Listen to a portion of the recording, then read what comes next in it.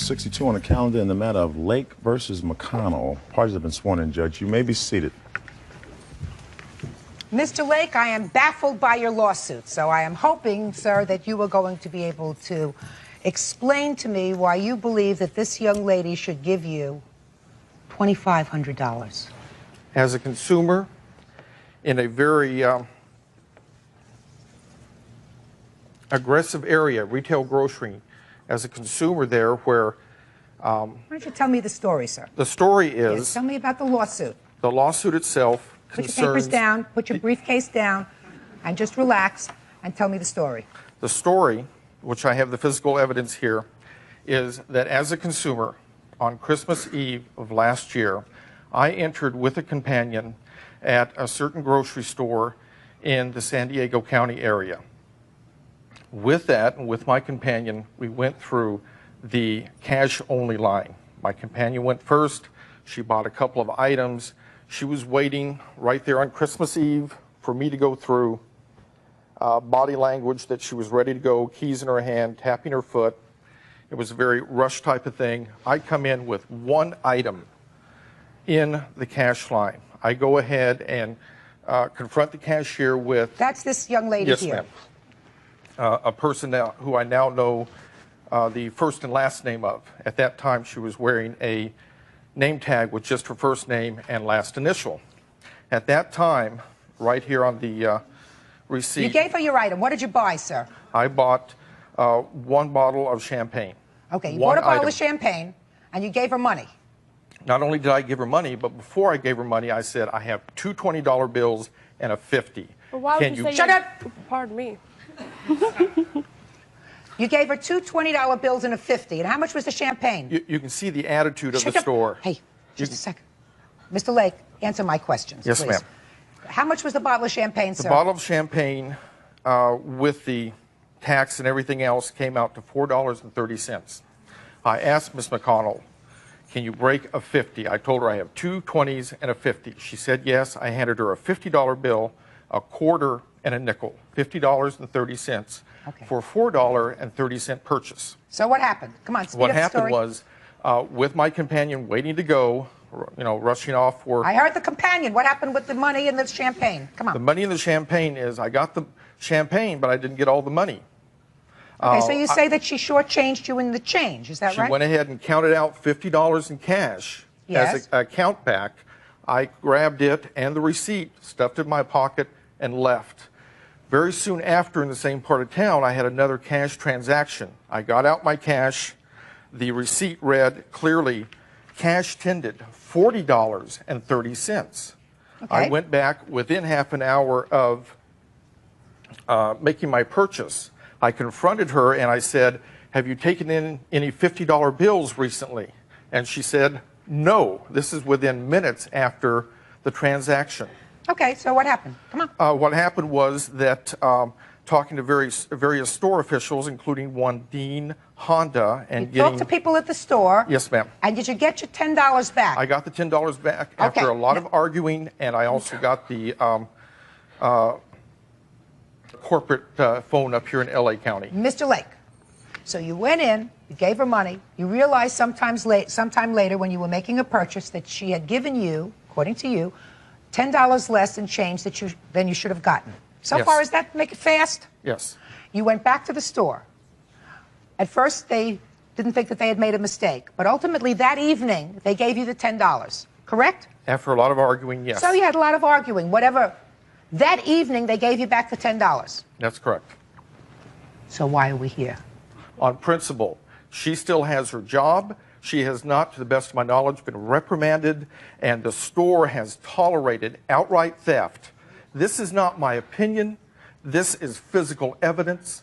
They tolerated outright theft. It's not my fault that she wanted some kind of a Christmas bonus on her own as an individual employee. In an industry that from the top constantly cheats consumers through price fixing, that store managers constantly take items off of sale on their computers. We have, in addition to that, employees working on their own, taking money out of my pocket.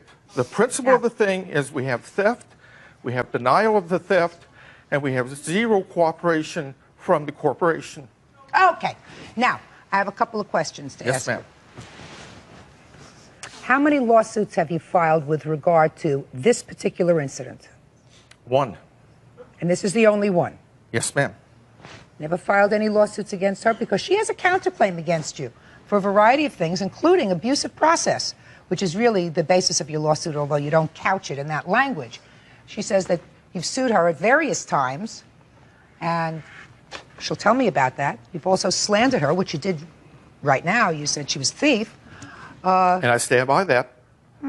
May cost you money, Mr. Lake. You understand that? I stand because by now it. I'm going to ask you some questions. Then I'll get to you. Okay, fine. It was Christmas Eve. Yes, ma'am. Store was busy, Relatively so, yes. and there were a lot of people online waiting, which is why you went to the cash line? No, it was well staffed. They had a fair amount of employees waiting on people, so it was busy, but it wasn't real crowded, or there was not a long line. Okay. And you came to her, and what you said to her was, I have two 40s or a $50 bill. Two 20s or a $50 bill. Yes, ma'am. Well, why would you say you had two 20s if the whole champagne was only $4? I wanted to know, No, in the cash line, yeah. you know, I went through the cash line because I had one item in cash. No, Mr. Lake, you're not following me, sir. If I had a 20 and a 50 and I was buying a $4 item, I might say, can you cash a 50? I have a 50 or a 20. Can you cash a 50? You told me that you said to her, I have two 20s and a 50. Because I had just pulled it out, and I was looking at it and communicating right off the cuff at that moment. So what you did, what you're saying to me, Mr. Lake, is, since you must agree with me that that was sort of a silly thing to say, I have two 20s to pay for a $4 item or a 50. I mean, that was kind of ridiculous, right?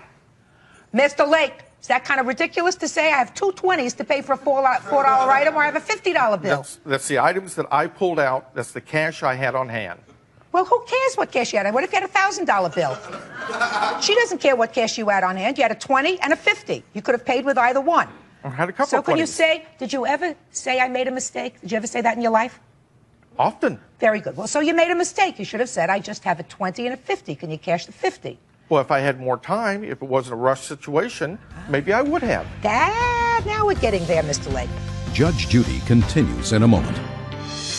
Do I look like I need help? Real cases, real people. Judge Judy. Shannon McConnell, a supermarket cashier, disputes Donald Lake's accusations that he was shortchanged. So you made a mistake because it was rushed, because you were taking out your money fast, because you had somebody waiting for you, and there were a lot of people behind you waiting to get checked out. So you made a mistake. Why wouldn't you give this young lady, and I haven't heard from her yet, the benefit of the doubt? Why do you ascribe to her malevolence, criminal activity, when it could have been an honest mistake? That's a very good question. I'm waiting for your very good answer. Now you're taking time to think about it, Mr. Lake, because you're going to think about a good response to me. I can tell you right now, two good responses. Yes. Response number one, she counted back $50, not 40, in her count back. Number two, a few minutes later, she denies ever having the $50 bill in the first place. Okay, And she said right then and there, oh, you know, if she'd apologized, if she would have helped me confer with the manager. I mean, up until I got the money back that night, she was fighting the manager. If she would have admitted her mistake, that would have been fine. Mr. Lake, you don't think as a consumer you made a mistake by taking the money when she counted out the money and not looking at it? Not saying, I gave her a $50 bill, let me just check my change, instead of taking your change and just putting it in your pocket. Don't you have any responsibility to do that right at that moment? Whatever responsibility I had with that, I took care of it as soon as possible. No, you didn't. If you had taken care of it immediately while you were right there, you would have said, look, right, the bill right there on top, that 50 is mine. Instead, you walk out of the store after she counted out your money. Then you come back a half hour later after you've made another purchase someplace else and say, now, Christmas Eve, I want you to remember that I gave you a $50 bill. Hold it. Go. From the beginning? Well, if there's anything that he's left out from the beginning, I'd like to hear you. Okay, when we went to the cash line, it was extremely busy. How long have you been working at this store? Since 1985. Not this particular store, for the company since 85.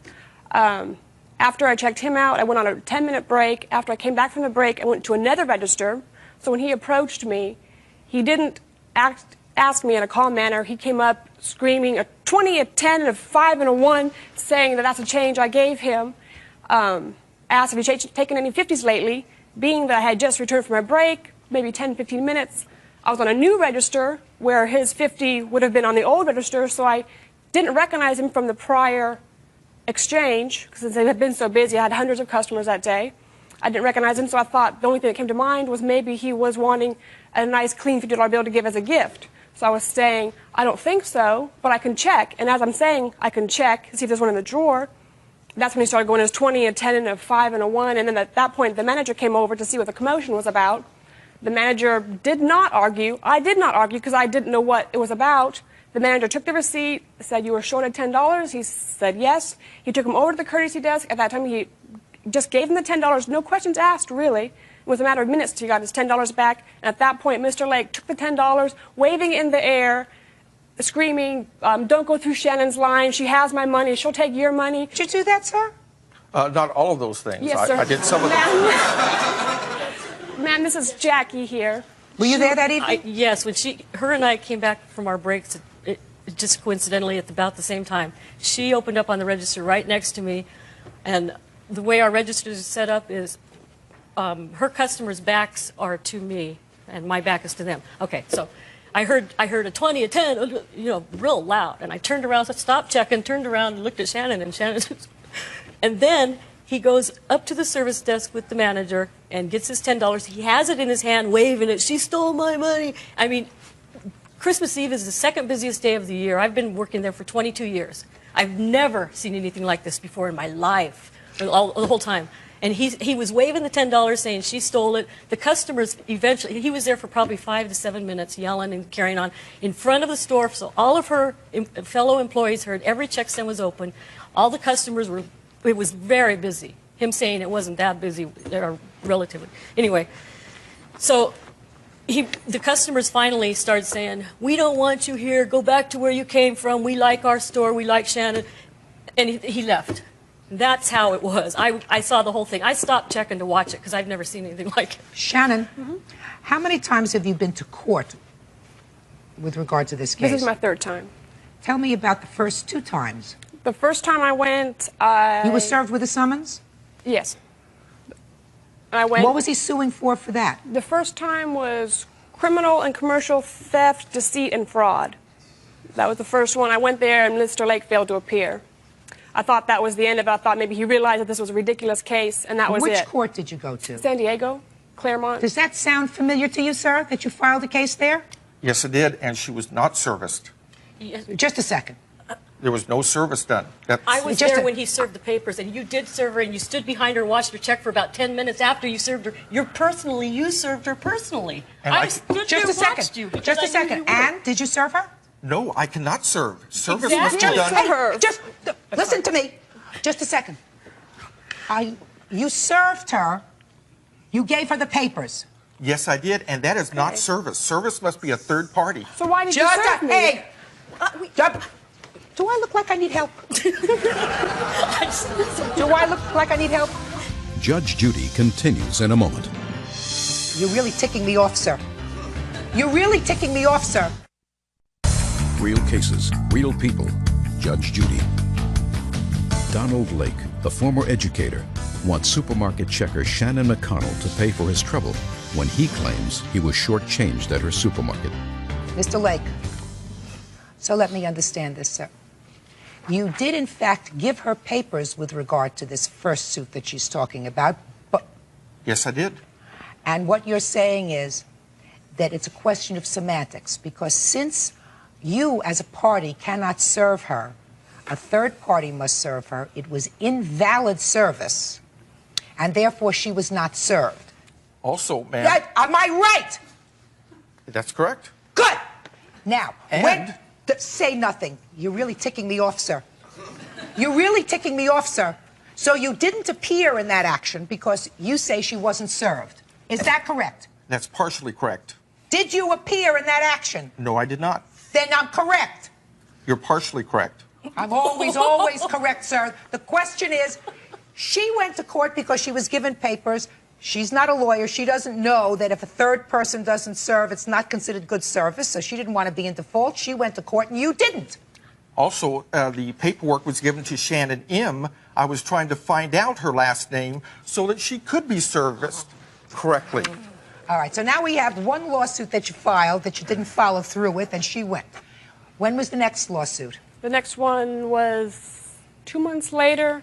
We went again, and at that point, we found out that not only did he have my court case, he had 2 other cases in the courtroom next door. Obviously can't be in 2 courtrooms at one time, so he denied having the pro tem hear our case. So perhaps you could go to the other cases. So Let me understand this so that I make it simple. When you showed up in court on the next court date after you were properly served, I assume, Mr. Lake, you had 3 actions pending on the same day. Is that correct? That's correct. And you had to choose which case you would hear that day because you couldn't be in 2 courtrooms at the same time. So you said, I don't want a lay judge to hear my case. In her case, adjourn it to another day. Is that what happened? No, ma'am. Then let me hear. I said I don't want a lay judge, a person who is not culpable to the Performance Review Board on any of my cases. That is a constitutional right. And this is the 3rd case. Is Yes, that correct? Are you ready? I think so. Are you ready? Judge Judy is ready to rule. Real cases, real people. Judge Judy. Mr. Lake, in the year and a half that I've been handling cases in this court, I have never imposed the judicial sanction of fines for abusive process, fines that have been paid to the court for wasting court time. Now, I am dismissing your lawsuit because your lawsuit is frivolous. And not only is it frivolous, but this is the 3rd time that you have abused the people of this state by taking up judicial time and manpower in filing it. There is no question that there was, based upon what I've heard, an honest mistake. You, sir, are a suer, which means you like to sue people. And maybe you get off on that, but I'm telling you right now that the judicial system in this country will not tolerate those people who abuse it, because if you abuse it, people who have a real case can't get court time because the courts are clogged with this kind of frivolous nonsense. Now, say nothing, Mr. Lake. You already said too much. Now, with regard to this lawsuit, her counterclaim, I'm awarding you. You are asking for $1,400. Right. Is that correct? Yes, it is. And I'm also going to exercise my discretion and award you $2,500. Wow. All right? And I am imposing sanctions, Mr. Lake, costs upon you that are to be paid to the court in the amount of $500 because you have abused me, and I resent it. Not only have you abused her, but I resent the fact that you have abused the court system. That's all. Step out. Now, this is case number 60 on the calendar in the matter of Peters versus Peters. Judge, the parties have been sworn in. You may be seated. Thank you. Well, Mr. and Mrs. Peters, you've been married for 6 years and you're in the process of divorcing.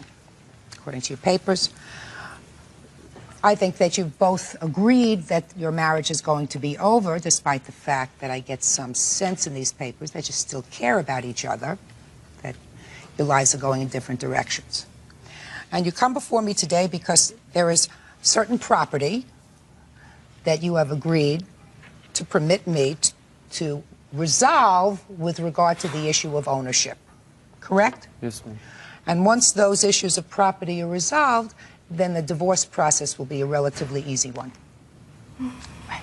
Yes. Yes, Take a deep breath. Are you nervous? a little. Okay. Mrs. Peters, according to your complaint, there are 3 items at issue. Right. There is a car. Right, the car. What kind of car is it? It's a 1993 Geostorm GSI. And then the issue of my cat and my dog, he gave my cat away. And we had decided that I would... So there's a dog? Yes. Because the cat's gone? Yes. And So- then also we have some videos that we... Some personal videos that he has that you would like back? Well, I would would like like it to- destroyed? Yes. Let's start with the car, because my sense is that the car is, in the area of emotions, the easiest thing to resolve. That's correct. Is that right? That's correct. Now, the car is in your name, Yes, ma'am. but she pays for it. That is correct. How did that come about? Because when Chris and I had moved to California together, for a while he wasn't working, and I had paid some of his car payments, just 2 of them, so that I was afraid he was going to leave me if he couldn't pay his bills and I go back to Colorado, and I didn't want him to go back, so I paid that. And then I got sick afterwards, and I got really behind on my bills, so my car got repossessed, so I ended up filing for bankruptcy. I don't believe And- you paid my car payments. Yes, I did. I did Well, twice. it's really not particularly relevant, because what we're here for is for resolution, not to revisit bad moments. So anyway, Does that that's sound why. right to you? Yes. So you had bad credit, Yes. but you needed a car, Yes, Your Honor. and you helped her. Yes, ma'am. I told her, I says, now if I sign for this car, you have to promise me that you're going to make your payments on time and you're not going to make this a liability to me. So you said, I'll sign for it, but promise that you'll make the Make your payments payments. faithfully and on time. That's correct, Your Honor. You don't mind if I help you out a little bit? No, not a Because I bit. got other cases to do today. Thank you. Okay. How much more time has to go on this car loan? About a year and a half. And how long was the car loan? 5 years? Yes. And you would agree, Mr. Peters, that she has made, even though some of the payments were late, she's made all the payments. That's correct, Your Honor. So there really isn't much of an issue about that. When you separated, you took the car. Yes. So Well, the issue- the issue is the collection agents keep coming to me wanting those payments because they're always late. They are not, I'm sorry. Sorry, Your Honor, but they're not always late. Well, I got just this notice right here that she's behind 2 payments. I'm not behind 2 Let payments. me ask you this question, Mr. Peters. How would you like to resolve this fairly with regard to the car? Let me see what your suggestion is. Well, I would like to be able to sign it over in her name, but that's impossible because they won't do it because of her credit. So I think that she should at least reimburse me maybe half of what the car is worth, and that way, How's that going to help you? well, my car is about ready to go. How do you think it would be reasonable to resolve this issue? Because what you're really asking is you're asking him to sign the title of the car over to you, and yet he has the liability. Yes, ma'am. I've made all the payments up to now. I'm not going to stop making the payments. Well, I know that because you're driving the car. But if you do stop making the payments, that means they're going to come after him or repossess the car. I would never stop making the payments. I've already paid over $12,000 on that car, Your Honor. I'm not going to stop making the payments. Plus, I paid his car insurance until this year so that he could have car insurance because he didn't want to have That's car not insurance. true. You left me with $1,500 worth of bills, and Chris, that is so not true. and Just a I paid second. the last 2 months of your insurance. Okay. How much is this car worth now, approximately? $7,000. Is that about right? Yes, that's correct. Do you have the last statement that you received on the car? I just have one of the bill that's owed right here. Can I see it, please?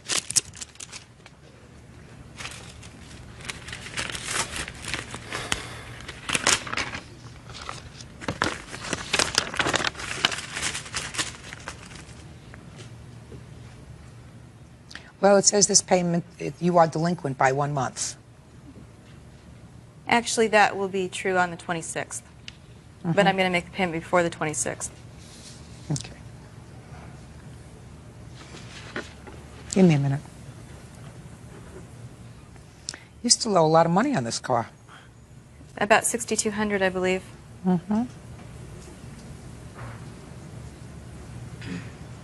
It's probably paid about $2,000 in overcharges by now. No, I have not, Chris. Wait, she's paid for a long time. I mean, you have had the car for, if she's had the car for 4 years, if she's had the car for 4 years. But every time she's late a payment, Your Honor, I am not every time late a payment, Chris. Just don't fight with each other. You don't have Sorry. to fight with each other anymore. You're getting a divorce. The fighting is over. Later on Judge Judy. Have you ever shown this video to anyone? No, ma'am. And you want it destroyed? Yes, I do. You want to keep it? Yes, ma'am. That's And- sick. Real cases, real people. Judge Judy. 34-year-old Chris Peters is divorcing his wife Kelly because she won't give up her exotic dancing career. They have asked Judge Judy to arbitrate their dispute over their pets, their car, and their intimate home video. Mr. Peters, Yes. I am going to suggest to you that for the purposes of liability and everything else, that you sign this car over to her so that the car is in her name. You, of course, always have the recourse of suing her in a small claims arena. You don't have to go through lawyers or anything else. You know she doesn't have money now. Yes, ma'am. My alternatives are to force her to sell the car, satisfy your loan, and then she'd have $800 left. Because if the car is worth $7,000 and there's $6,200 left to pay on the loan, that would put her in a position of not being able to be employed, really, because she wouldn't have a way of getting back and forth to work. I assume you drive to work. Yes, I do. Now, you've been married for 6 years. Are you employed on a regular basis? Yes, I am, Your Honor. You have a weekly paycheck? The small one. Okay. You are not, I assume, Ms. Peters, in your divorce action seeking support from him. Is that correct? Of course not. Because you're working. So I want you to look at the long-term picture, Mr. Peters. This car is your insurance. Your insurance that when this whole divorce action is finalized, your wife is not going to ask for support from you because she's not working because she didn't have a car to get to work. Got it? Yes, ma'am. All right. So what it really means is for the next year while this car loan is being paid off, you'll have to sweat it a little bit to make sure, you know, that she's going to make the car payments. You also can feel confident that after all the money she's paid for the car, it is unlikely that she's going to allow the car to be repossessed. I'm telling you right now, if you don't make your payments, the first thing they do is come and get the car. So, Mr. Peters, you're going to sign the car over to her. That way, when your divorce is over, everything's going to be finished. Is that a good idea? That's fine, Your Honor. All right, good. So, that was the unemotional part of this dispute. Now, let's get to the dog. The dog's name is Breezy. Yes. Breezy is, according to your papers, a boxer. Yep. Is that a Yes. picture of Breezy? No, this is a picture of my cat that he gave away without my permission. Okay. We'll get to the cat. Yes, Okay. we will. That's a picture of Breezy. Yes, ma'am. Now, according to your papers, Miss Peters, you had a cat and a dog. Yes. You had Mac, the cat, Yes. Breezy, the dog. Right. And why don't you tell me about the arrangement with the cat and the dog when you separated in November? Okay. We had agreed that I would take the cat, Mac, and I would let him keep Breezy, even though I didn't really want to let him keep Breezy because she's my dog too, and I love her, and I'm the one that took care of her, paid for her food most of the time, took her to the vet, all that stuff. You agreed that you would keep the cat and he would keep the dog. Right, and because I can't have the cat where I'm living right now, he had promised that he would keep Mackie for me until I could get my own place. And I thought that instead of taking Mac at the time and having him stay at a friend's house or having my sister keep him, it would be less traumatic for Mac if he stayed in his own house with his own yard until I could come get him. And he looked me in the eye and promised me that he would take good care of Mac. The same way she looked me in the eye and Promised. promised me she'd make all her payments on time. Oh, Mr. God. Peters, I did promise and looked her in the eyes about the cat, and then I'd keep it for her. But sometimes when you get... so what happened with the cat? The cat kept urinating all over the house and on my clothes and Chris. stuff, and I finally... Coming up on Judge Judy. It was totally done just for the two of us. I've never made that kind of video with anyone ever before. And I just did it for him. Real cases, real people. Judge Judy. Mr. and Mrs. Christopher Peters are in the middle of a divorce, but they have come before Judge Judy to settle custody of their pets, a car, and a personal home video.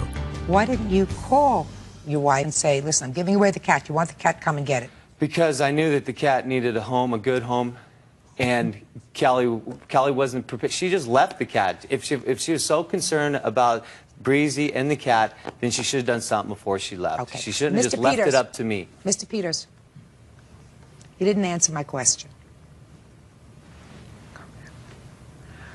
Why didn't I Why call didn't Kelly? you, at that moment, Because I was pick up pissed the... off. Right. That's honest. There you go. Okay. And That's I was honest. using, and I was thinking, I was thinking that, you know, it was her fault and stuff. And I was sorry. After I gave the cat away, I tried to get the cat back because I realized how much it really meant to Kelly, you know. But at the time of the anger of the moment, Okay. I hated the cat. That's, so. just a second. That's honest, Mr. Peters. Shh. Shh. That's honest. Okay. Well, so now, Mrs. Peters, your husband acknowledges that he got rid of the cat because the cat was soiling all over the house. But, Your Honor, it's because he didn't clean out his box. Whatever. For whatever reason. He didn't like the cat. Maybe he looked at the cat as an extension of you. Is that a possibility? Maybe. He acknowledges that he was wrong. That's a step. That's not a reason for me to say that you're entitled to the dog. And I'm sorry I gave away the cat. Good. Did you hear that? Yes. I am sorry. Because, you know, it's like he did some... The dog has been with him. The dog has always been with him for the last 9 months. The dog has been with him, living in a place where the dog is accustomed to living. There's a certain routine. So if I were to say, well, you gave away the cat, now I'm going to give her the dog, who I'm really punishing is this dog who had very... You know, dog didn't have anything to do with getting rid of the cat. So that wouldn't be fair, would it? Mrs. Well, Peters, would the that dog be lives- fair to the dog? No, probably Right. not. You're right. It would not be fair to the dog. It's like saying if you have a child and there's a divorce, and if one parent acted badly about something, you punish that parent by saying, well, I'm going to limit your visitation with the child. Because that's punishing the child. It's not only punishing the party, but it's punishing the child for something that the child had no control over. This dog is used to living in a particular place. How old is the dog? 3 years. So for 3 years, lived in the same place, same home, it's got a yard, whatever. Does it? Yeah. It's got Got a a big yard, has a routine. She's real happy too, Your Honor. And there's really no reason for me to uproot the dog because he made a mistake. Well, Yes, I did. He made a mistake. He apologized for it. It was not the right thing to do. So the dog stays with him. Chris, thank you, Your Honor. Now, the last thing that we're going to address is this video. Ms. Peters, it's your position that this was a rather intimate video that you and your husband took as husband and wife for fun, for whatever. Is that right? Yes, that's correct. And you want it destroyed. Yes, I do. Your position is you want to keep it. Yes, ma'am, I do. Well, I have a couple of questions to ask you, sir. Okay. Have you ever shown this video to anyone? No, ma'am, I would never show it to anyone else. Okay, so you want to keep this for yourself. Yes, ma'am. That's And- sick. Very sick. Judge Judy continues in a moment. It's not as nasty or whatever that you want to think. I mean, Your it Honor, was it's very too- graphic. Real cases, real people. Judge Judy. Kelly Peters, an exotic dancer, and her husband Chris Peters are divorcing. Judge Judy is deciding what happens to their intimate home video. There is no reason that I can think of for divorced people to keep pictures, videos, photos of each other that the other party might find embarrassing. Well, there's nothing embarrassing about it. It was just, you know, I mean, it's like, I love Callie. I'm always going to love her. And it's just, I mean, it's not as nasty or whatever that you want to think. I mean, Your it was Honor, it's very too... graphic. Just a second. I don't want to hear about it. I thought I was being very... Sorry. I thought I was being very circumspect about it. I said that it was an intimate thing done with... I have between many us. other videos of her, too. I mean, that's not in the same category, This but... is what she wants. This is the one that offends you, correct? Yes, ma'am. Mr. Bell, I'm going to say this to you one more time, sir, and listen to me very carefully. When you divorce, if you're lucky, you're left with certain pleasant memories that you try not to forget. You know, you had good times with your wife. It just so happens that in your case, after 6 years, your lives have taken a different path. She doesn't want to have to worry about these photographs, these videos, falling into anybody else's hands. God forbid you're out in a car and your car is in a wreck and you are there comatose and your mother goes through your things and she says, I wonder if these are pictures of Chris when he was out skiing. And your mother plays this video. Do you understand what I'm saying, sir? You know, it's one of the reasons why people are always supposed to wear clean underwear all the time and keep their houses neat. You never can tell what's going to happen. There are all kinds of situations that I can conceive of where even if you don't intend something to happen, this can fall into the wrong hands. Someone can burglarize your house. That's a possibility. Isn't that a possibility? I don't think they'd find the tape. They're certainly not going to find it, sir, because there isn't going to be a tape. So there's nothing I can say because... There is absolutely nothing, sir, that you can say to me that would satisfy me that there is any logical, rational basis for you maintaining anything that might prove embarrassing to her. And if she had something that might prove embarrassing to you, I can guarantee you, sir, it would be in my possession if it was the subject of this litigation, and it would be destroyed. Do you? No, of course I don't. Good. Officer Byrd, you and I are going to take care of this video in the back. Okay, Mr. and Mrs. Peters, listen to me. It's resolved. This is going to be destroyed. It's going to be destroyed within the next 5 minutes. Officer Byrd and I are going to have fun. We're going to create a little bonfire in my chambers. Now, then you don't have to worry about it anymore, Mrs. Peters. So let us see how we resolve this case. The Geo. Yes, ma'am. Is going to be registered in your name. The dog, Breezy, sir, is yours. Thank you. The video is mine. This case is over. Thank you. Thank you. Parties are excused. You may step out. Out the back door to your right, please. Your Honor, number 34 on the calendar in the matter of Saunders versus Thompson. Parties have been sworn in. Judge, you may be seated. I gather from these papers you two were engaged, going together for about 10 years. Yes. Is that right? Yes, ma'am. And at some point, Mr. Saunders, according to your complaint, you went away for about 2 years. Yes, ma'am. Is that a euphemism for jail? Yes, ma'am. What were you incarcerated for? Because that becomes important. Aggravated battery. On whom? Not on her. No, ma'am. Was there a weapon involved? No, ma'am. And during the time that you were going to be away, you left the defendant your car, Yes, ma'am. a gun, Yes, ma'am. and access to your money. Yes, ma'am. Where was the money? Originally, before I left, I resigned from my job. The money was somewhat about $20,000 in a K plan. And A retirement plan? Yes, ma'am. She had the power of attorney so that she could handle the work, get the money, and handle it. Okay. So then you come out of jail and you sue her. Not together anymore. Yes, something like that. Well, then let me hear the story, sir. I came out and to retrieve, before getting out, I realized that we were no longer going to be together. I just wanted to come out and receive my property, get rid of the gun, sell it, get my Jeep, get insurance policy that she had of mine, power of attorney back, and go on with my life. Subsequently, I tried to talk with her and get her to give me these things back so that I could go on with my life. She, in turn, gave me problems. They went on for months and months. I couldn't get any of this stuff back. Do you have your Jeep?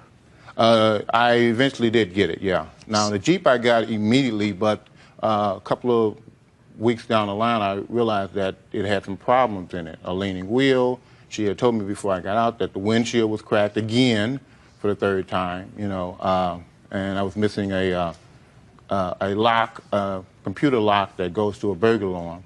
That's, you know. All right, let me get to this gun, because I think that's going to be the easiest thing to take care of. What happened to his gun?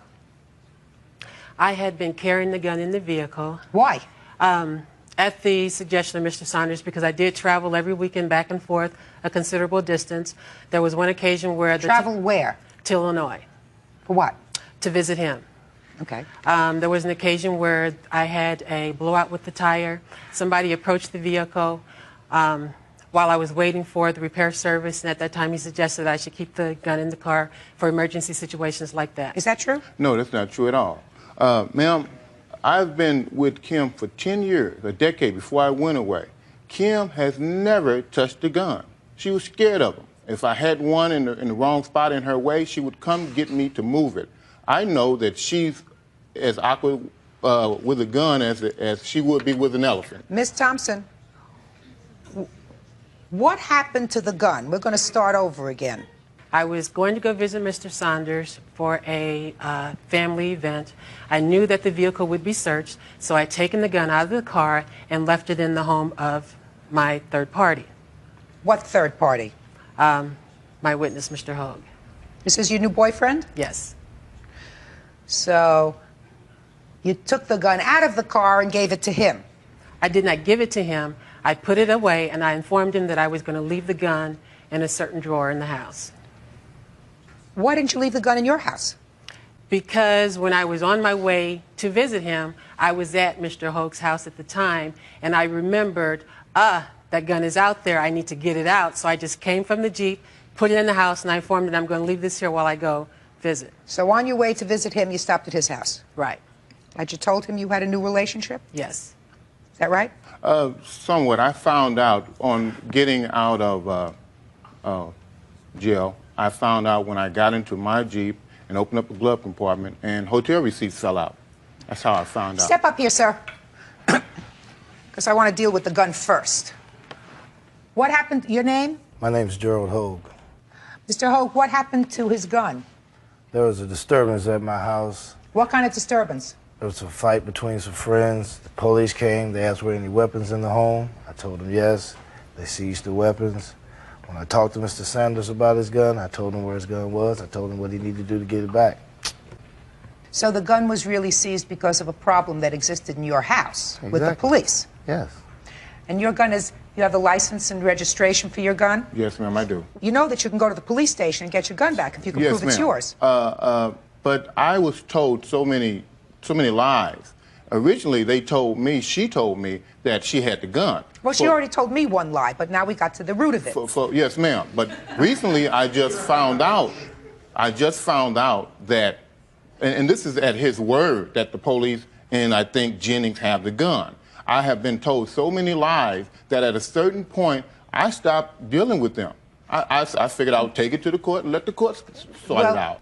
Mr. Saunders, really all you have to do is go to the police station. When the police have confiscated property, and you can identify that property and satisfy them that the property is yours, and I assume your registration for that gun says what kind of a gun it is. What kind of gun is it? It's a Taurus 9mm. You don't need that gun for any particular reason, sir. No, ma'am. I don't need the gun, and as a convicted felon, I'm not allowed to have a gun. So therefore, they will not give it back to me. Ah. Okay. Your Honor? Yes. May I say something, please? Yes. I did call the police to try to get the gun back. I informed them that I had power of attorney from that the gun was not Mr. Hogue's, and that I did have power of attorney plus the receipts for the gun. They told me that since I was not the registered owner, that I could not get the gun. I would have to go to court in order to do so. I had contacted a lawyer. They told me it would be $258 to get the gun. I did not feel that I should put out additional monies when Mr. Saunders still owes me money. The reason his gun is at the police station, his property, whether it be a gun, whether it be a hat, whether it be a collection of baseball cards, is because of you. Right. So he has to be compensated for that. That's his property. He can't get it out because there's an impediment to it. But the reason that the gun is there is because of you. So you can become the registered owner of the gun for the limited purposes of selling it. And then he gets the money. Judge Judy continues in a moment. She told me already 3 lies today, and we've only been together for 15 minutes. That's why. Real cases, real people. Judge Judy. Lawrence Saunders wants compensation from his ex-girlfriend, Kim Thompson, because her new boyfriend smashed his Jeep and lost his handgun. What other monies do you say she owes you? $2,600 for a wheel on my Jeep. $900. Just a minute, $2,600 for the wheel. Why? Well, when the car was returned to me, the wheel was leaning. Yeah. And it was in her possession, and I figured she owes me for it because who knows who she let drive it. Well, Mr. Saunders. Yes, ma'am. When you lend somebody a car or turn a car over to them for an extended period of time, you assume that that car may be used, driven by her, driven by someone else, and you take certain risks. You're not going to get the car back in exactly the same situation as when you went in 2 years ago. You're a different person, I assume, than you were 2 years ago when you went to jail, right? Very much so. Very much so. Yes, ma'am. So's your car. Yes, ma'am. Yes, ma'am. But also, that wheel was leaning so bad that it's unsafe. I do not assume to get my property back in an unsafe condition. Also, ma'am, I'm not upset with anything that happens to my stuff in her possession. But when she lends it out to third parties, that's what I have a problem with. And third parties also who aren't honest. Well, your arrangement with her was that she paid for the car, make the car payments while you were away, and she would have access to the car. She agreed to pay for the payments. I also, with the money that I had that she was in possession of, said to her, if you have any problems paying for it, pay for it out of my money. Did you use his money to pay for the car? No, ma'am. That's untrue, ma'am. I have paper right here stating that she did. I may have made 3 car payments with his money. Well, why don't you... I just asked you a question. You said no. I'm talking about over the 2-year period. I used my money to pay for that vehicle. Well, you were driving the vehicle. And he was driving the vehicle, right? No, ma'am. He used the vehicle one time. I don't believe you. I don't believe you that he used it one time, and the one time he used it, he was in an accident. Is that what you're going to tell me? Yes, ma'am. Baloney. Miss Thompson. It was an ice storm. Miss Thompson, I don't care if it was an ice storm, a tornado, or a typhoon. If you think that I believe that you only let your boyfriend use that car once, I was born in 1965. Excuse me. I also have a copy of the report here also of the accident. It says nothing about an ice storm. Whether it says anything about an ice storm, listen to me. She used the car, and it was your agreement that she would pay for the car. Yes, ma'am. Once she was using it. Yes, ma'am. Because you didn't have a car at the time that was I usable. Did have a car. Then why would you use his car? Your Honor, in the very beginning, I only drove I did not drive his car. He asked me to drive it because the alarm vehicle was on there. He was afraid it was going to drain the battery if it just sat there. All you have to do is put the car up on blocks and take out the battery. Isn't that right? You're not going to use it for a long time? I don't know anything about that. Well, you So should. initially, I started driving it just on the weekends. After my car went down in '96, then I started driving his car on a daily basis. Mm-hmm. So you used it all the time? Full time in '96. So But that was a full year after I had been given possession of the vehicle. Ma'am, I gave her the car with 37,000 miles on it. I got it back with somewhat of 70,000 miles on it. Right. Because I basically drive 150 miles a day. I'm interested in, these are the expenses from your 401k, is that right? That's what itemized description of what she gave me. Who uses all these Bibles? I was giving them out. You were giving them out from in jail? Yes, ma'am. He spent hundreds of dollars on Bibles to give to other inmates. I could think of worse things. You were driving this car when it was in a bad accident, sir? Yes, ma'am. Did the insurance cover the cost of that? Yes, ma'am. And what was the cost of repairs for the car? A little over $5,000. And how much did the insurance pay? Everything except for $300, my deductible. I don't see where she owes you a whole bunch of money, sir. I think she owes you for the gun. Yeah, well, I don't think she owes you for the car, and I'm going to get to her countersuit in a minute. Mm-hmm. Car's a problem. You let somebody have a car, and that's what happens. I think that the 3 car payments that she took out of your 401k, if she was using the car, she has to pay you back for. If she's treating this car as her own, she's driving it, she's letting her boyfriend drive it, it doesn't seem to me that you got to pay for it. That just sounds fair. Your Honor, Okay, yes. The payments that I made with his money was during the time that I was not driving the vehicle on a daily basis, only on the weekends to go visit him. So I don't see where I should be responsible for that full payment. Why don't you drive your own car to go visit him? Because his car was newer, he wanted me to drive his car. That's untrue. Her car. I don't believe, Miss Thompson, that he ever said that to you. Her car was down. The problem is when you tell a lie once to a court, the court tends to look at everything else that you say with a certain amount of suspicion. Amen. I don't believe that he ever said to you, please drive my car instead of yours, and I also don't believe that you only drove his car on the weekends if you're telling me that his car was newer than yours. Judge Judy continues in a moment. Lovers that have been together for a while can feel when the other person is drifting off. Real cases, real people. Judge Judy. While Lawrence Saunders was in jail, he claims his girlfriend found a new man who damaged his Jeep and lost his gun. I see two car payments that you made, $854 out of his account. Because it was behind. Well, he was in jail.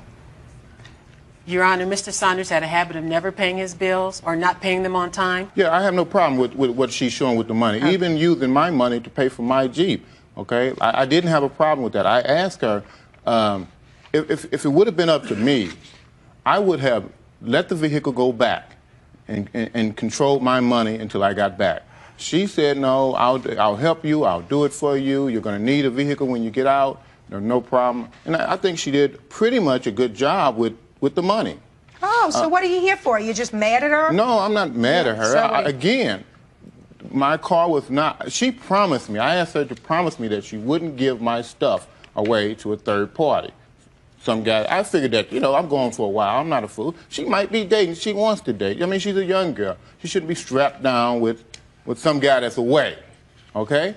Go ahead, do your thing. But if you're going to take care, you gave me your word that you would take care of my stuff. If you're going to take care of my stuff, take care of my stuff. If something happens to it, that's an act of God. But if you're irresponsible and you're handing it out to people, you're handing it out to people that I don't know, you're handing it out to people who aren't above board, it's not honest.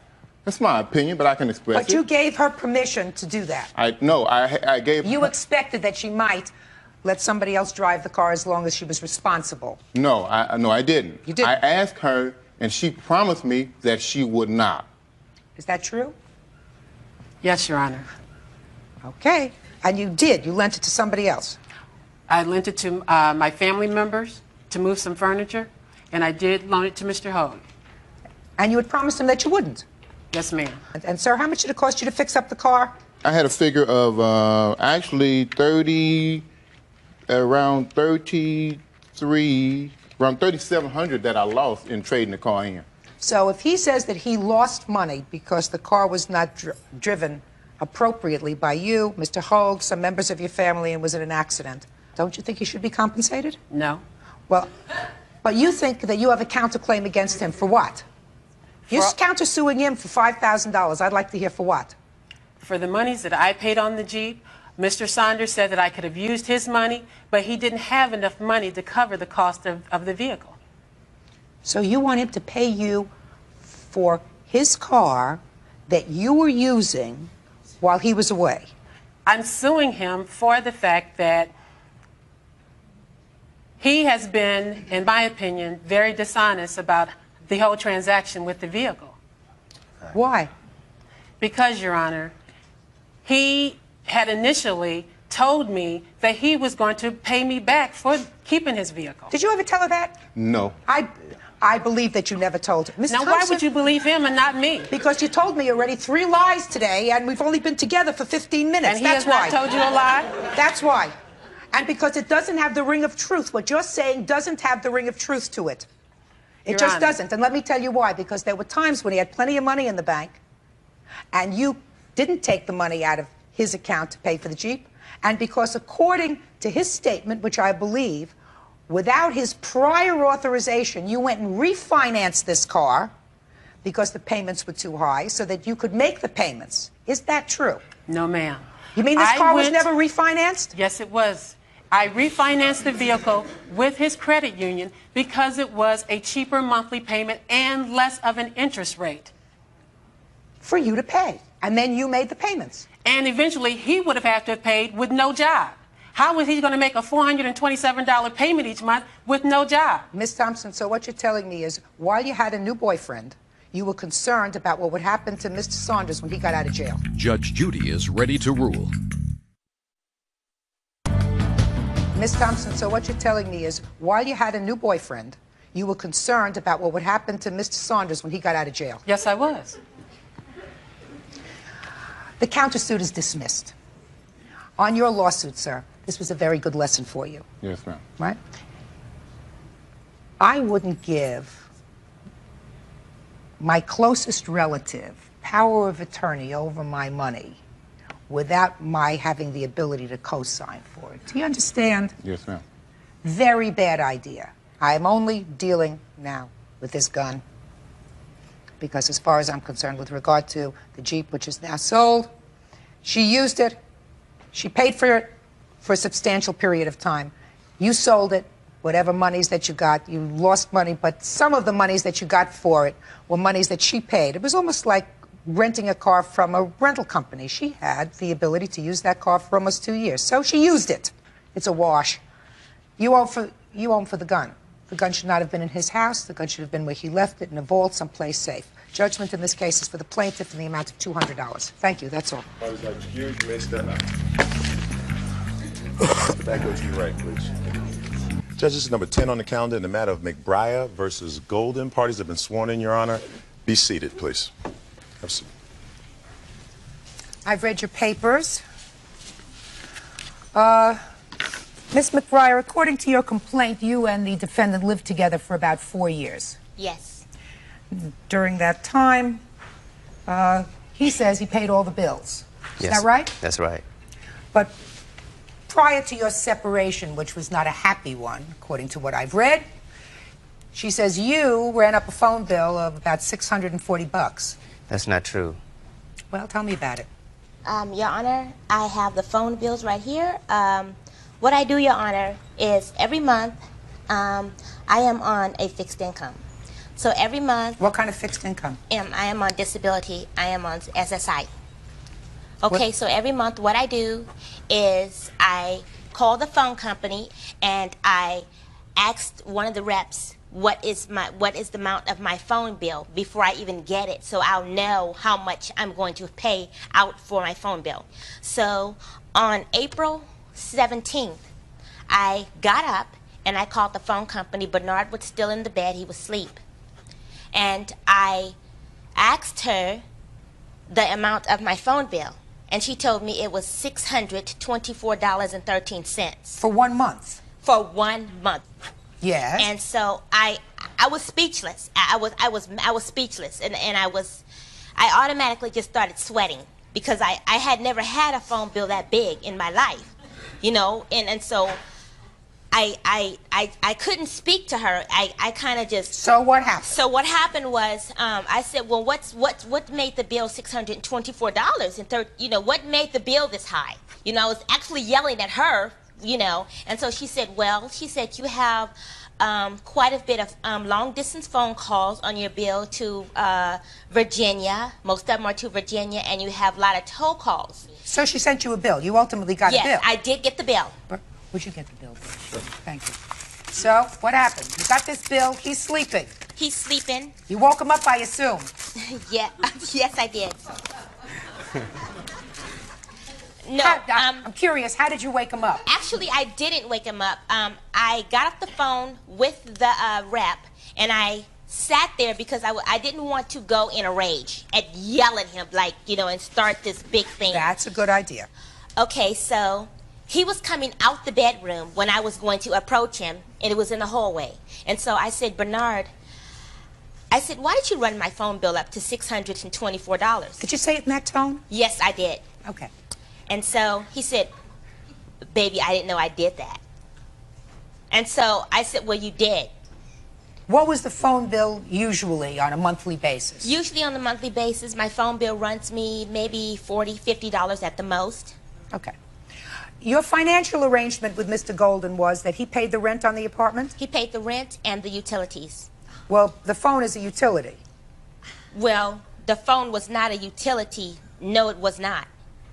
Because that was my phone in my name So he paid the gas and electric and the rent. And what about the food? Who paid the food? I bought the food. Sometimes she did. Not all the time. She never bought food.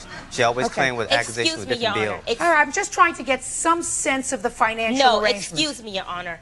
You know I bought food. Don't you sit up here and lie and tell me I did not buy food. No, I he bought didn't. food every month. Madam, Not look all at me. I'm Don't sorry. yell at him. He said that you bought some food and he bought some food. Oh. That's what he said. Okay. All right. But he paid the rent. How much was the rent? The rent was $650. I mean $550. I'm sorry.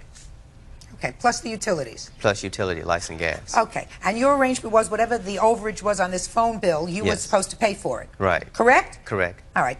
She says that you joined the psychic hotline. No, that's not true. Did you do that? No. Yes, he did. Yes, he did, Your Honor. Order. Excuse me, Your Honor. Yeah. Yes, he did. I have proof that he joined the psychic hotline. Let me see it. No, I did not. Did you call the psychic hotline? No, I did not. I don't know anything about it. Never did. Matter of fact, she has a block on her phone for 900 numbers. She has a block on her telephone. Yes. For all the calls that you can't call long distance. Did you ever see this phone bill, Mr. Golden? No, Well, we're going to show it to you. I was curious, Ms. McBriar, about something else that I read in your complaint. Because you said during that morning when you confronted him, look at me, madam. Yes. During that morning, you said because you feared what he might do, you called the police on him. Well, I called the police on him because, see, Bernard has threatened to kill me. He has threatened to kill me. He has done a lot of things. He has a domestic violence record already. And he does not like police. He told me if I ever called the police on him again that he would kill me.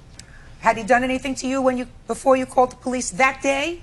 That day he hadn't done anything to me, no. But you were afraid once you confronted him with the phone bill. I was afraid for my life. Could I finish? Yes, you can't talk over each other. I'm sorry, Your Honor, but okay. I'm upset. I'm very upset. All right. He said, so you called the police came, you left? I wasn't home when the police came. I wasn't at there at all. Had you known that she called the police? I didn't know who she was calling on. I know she was, she just said, I'm pressing charges, as far as I know, when I was leaving the house. What were you pressing charges for? No, excuse me, Your Honor. You know what? He's lying, okay? He's lying. About what? Okay, when I called the police, they asked me, like they always do when I call the police, they asked me what was he wearing. When I was describing to them what he was wearing, he took off on his bike out the side gate. Okay. So I wouldn't describe what he was wearing. That's not true. I was leaving anyway to make a phone call because I didn't want to use her telephone because she was already furious of me about the bill. You didn't want to use my telephone. You always use my telephone. That's why it's $747 at this you're time. very selfish with your phone. But yes, I'm selfish with my phone because... Ma'am. Will you please? Quiet, please. Yeah, I'm sorry. I'm sorry. Judge Judy continues in a moment. He asked God to destroy me, to not talk on the phone. Ms. McBriar, everybody's got a wish list. That's his wish list. Real cases, real people. Judge Judy. Tamara McBriar wants her ex-boyfriend to pay the $600 phone bill she says he left behind when they split. Miss McBriar, yes. Let me tell you what I don't understand here.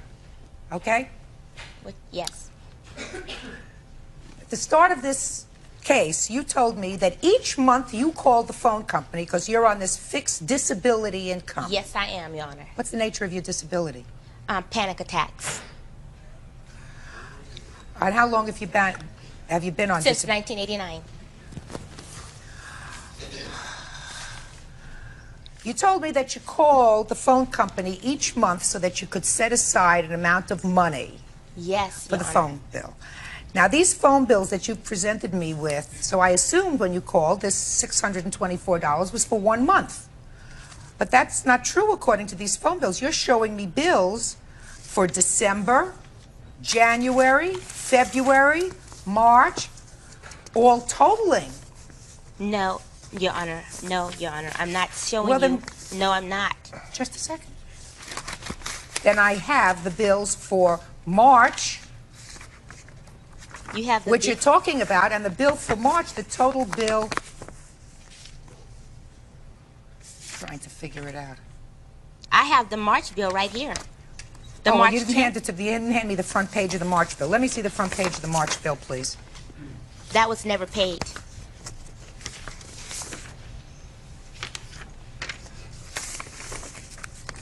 Also, this was... Shh. Listen to me. I want you to look at these bills, madam. You're telling me that all the phone calls he made that are in question now are the bills for that 1 month, March and April, because you told me that you called each month before that to get your bill. Yes, I do, Your Well, Honor. then take these back. Take a look at those. Those say December and January. Okay. Am I correct? Am I correct? No, they say April 10th. No, keep reading. April 10th. Read the phones. Read the dates on the phone calls. Okay, yes, the dates on the phone call, those were the dates that the phone calls were made. December, correct? Yes. January. Keep going. Keep looking. I see December, January. Yes, I do, Your Honor. Okay, so I assume you paid those. No, I did not pay these. Well, so I'm not following you. If you didn't pay those and you got those bills in December, January, February, and you didn't pay those bills, then you knew that there was an outstanding balance because your March bill is only $120.97. Right. It's $120.97. Yes. That's money that I had to take and pay for Bernard because, see, when I would ask Bernard to pay the phone bill, he would tell me that he couldn't give me the money at the time because he had to pay the rent. But I would try to explain to him that I have to pay the phone bill because my phone would be disconnected. Let me tell you what I don't understand.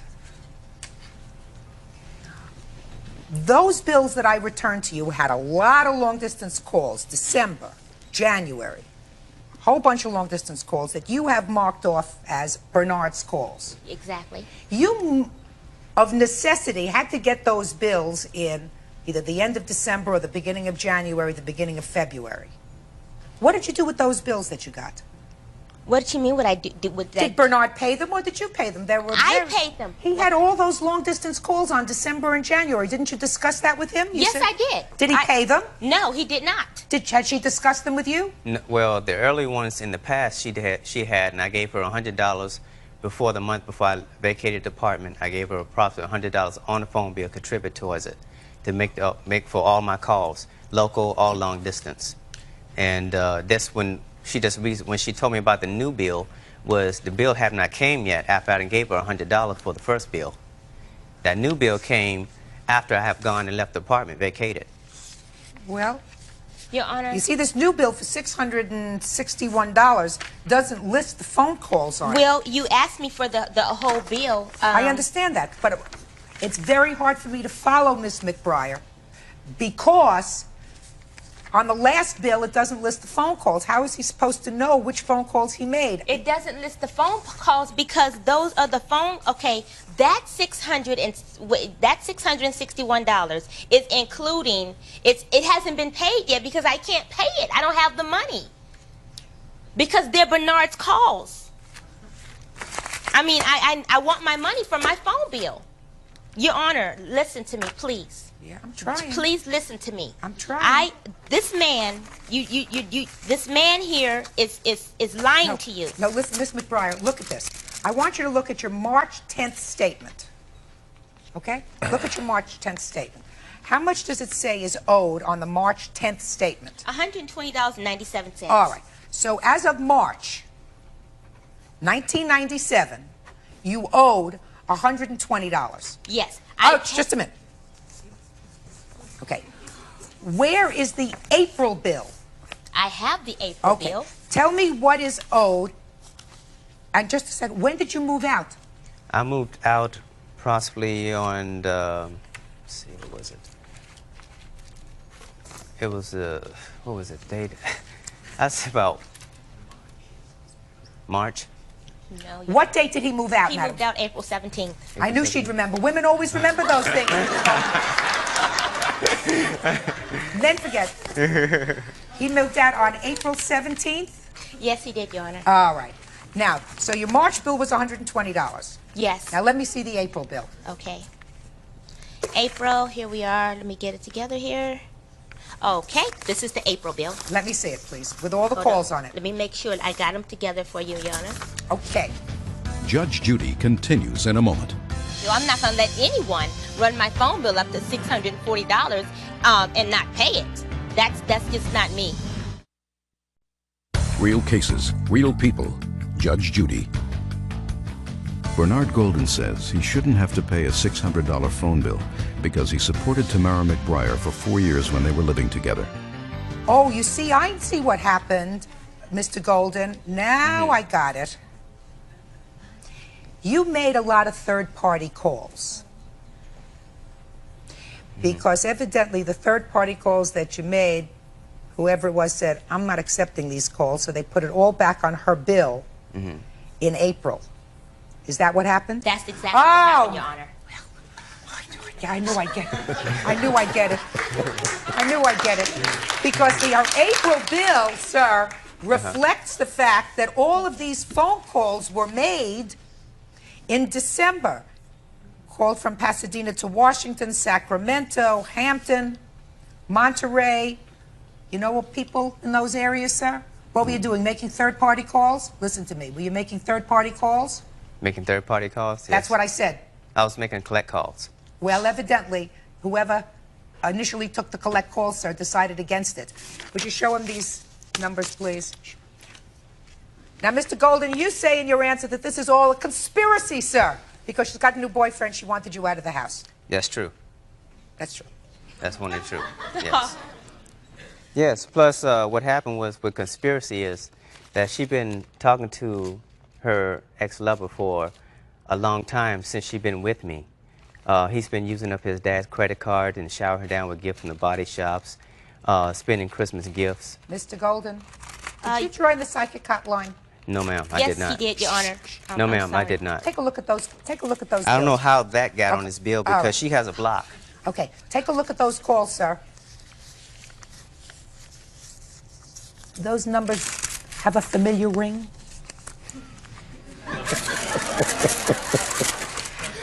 Some of them do. Some of them do. Yeah. Some of them, not all. Huh? Your Honor, Not can all. I please show you some evidence? I have just one quick question for you, Mr. Golden. How do you know her phone is blocked for Because that? she told me. Because I made long-distance calls straight from the house, and she Yeah. put a block on it While you were together. while we were together. A vote of And I paid confidence for for them. you. Yes. And I paid for the All right. calls. Give me those phone calls. Now I understand what happened. Or you wanted to show me some evidence before I make a decision in this Yes, case? yes, Your Honor, please. I'll take the bill back. Yeah. What? You really need to go over this. You need to look at this. And you really need to look at this. Got to get ready for this. You need to look at this. You need to look at this. And you really need to look at this. And you can read one of them prayers for me too, Your Honor. These are prayers, sir? There's a prayer. My special prayer. I'm praying to his Jehovah special Adonai. prayers to My whoever. father. No, it's When not she your was dir- father. Just a second. What is? How is this relevant to the phone bill? Just go ahead. I don't want to read them all, please. I don't have time. I've got a lot of other work to do They're today. irrelevant to the phone bill because he asked God to destroy me, to not talk on the phone, to and get rid of my girlfriends and destroy me, rebuke me. That's because Listen she to me, Miss McBriar. Everybody's got a wish list. That's his wish list. Oh, my God. Well, his What wish is list this? is terrible. Those- His wish list is Order. What is terrible. this? What is It's this? terrible. That's he lit. Look at that. Look at where he's from. Look at That's that. my birth certificate. Yeah. Oh my goodness, I didn't even know she Oh had that. yeah. Oh yeah. Because that's where you call. That's where you call. Oh, you mean you call that? You're just showing this to me to Yes. show that he calls Virginia? Yes. He doesn't deny that he made all those calls. He can't look me straight in the eye, square in the eye, and tell me that he didn't make those calls. He did Right. make the calls. Look at that. He said he cut. Look at that. That was me. That was me. That was me. He cut my face out and said he placed it under the Virgin Mary to keep us together. You know how many wedding albums I've seen with just that sort of thing done? We don't have a wedding album. We're not even married. Judge Judy is ready to rule. All right, listen to me. You owe her the money, sir. Do you understand? Yes, sir. You can't Yes, ma'am. leave her with this phone bill. Okay. It's unfortunate that your relationship didn't work out, but it didn't. You See, can't but- make all these phone calls. They didn't come to her See, you- until after you had vacated the premises. See, Your Honor, Yes. I don't think it's fair for me to pay the bill because the reason why I said this because I supported her for 4 years. Plus, she's when she was not on disability, she was not taking her medication. I was the one who had to be there by her bedside, take her to the hospital when she had a panic attack from a chemical imbalance. Excuse me, Your Listen Honor. to me, Mr. Golden. Your arrangement was that you paid your long-distance phone bills while you were living there. Is that right?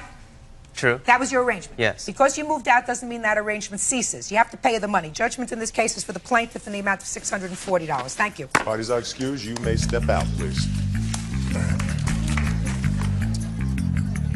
And on the next. This is case number 201 on the calendar in the matter of Boyer versus Mills. Parties have been sworn in, Your Honor. You may be seated. Have a seat, ma'am. Mr. Boyer, you're suing the defendant for $5,000. Yes, ma'am. Why don't you tell me why she owes you $5,000? Well, it all started when I had a financial ad running in the newspaper. When was this? Back in spring of 1994. For personal loans. I'm an investor, and she answered the ad asking for a loan. And I said, well, you really didn't qualify for the loan. What's the problems? And she discussed them briefly with me. I said, well, let's get together and maybe I can help you out. Because she sounded like she had a desperate situation. Am I correct, Mr. Boyer, that in 1994 you began to have a relationship with Miss Mills? Yes, we did. And she lived in your home occasionally, is that right? Well, she moved in. Yes. And in 1994, sir, how old were you?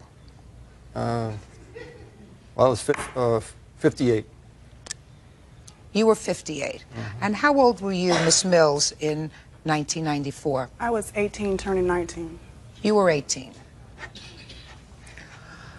Did you feel uncomfortable about that, Mr. Boyer? Not really. She's 18 years old. She's a baby. Yeah, that's right. In any I event. thought she was 19, going on 20. Well, that makes all the difference in the world, no, sir. I mean, no, just a matter of factual accuracy, I think. Yeah. In any event, from a reading of your complaint over the years, you helped her financially and supported her, is that right? At certain points of time, yes. Well, she lived in your house and you paid the Well, rent? it was really like in 3 different stages. First of all, if you want to call this the sugar daddy stage, it was only 4 months. Well, I'm glad you did, so I Well, didn't have you know, to. I just put it all on the table. That was the first 4 months. I played by the sugar daddy rules. She didn't play by the princess rules. In other words, I did Why don't you everything I explain felt. that? Just a second.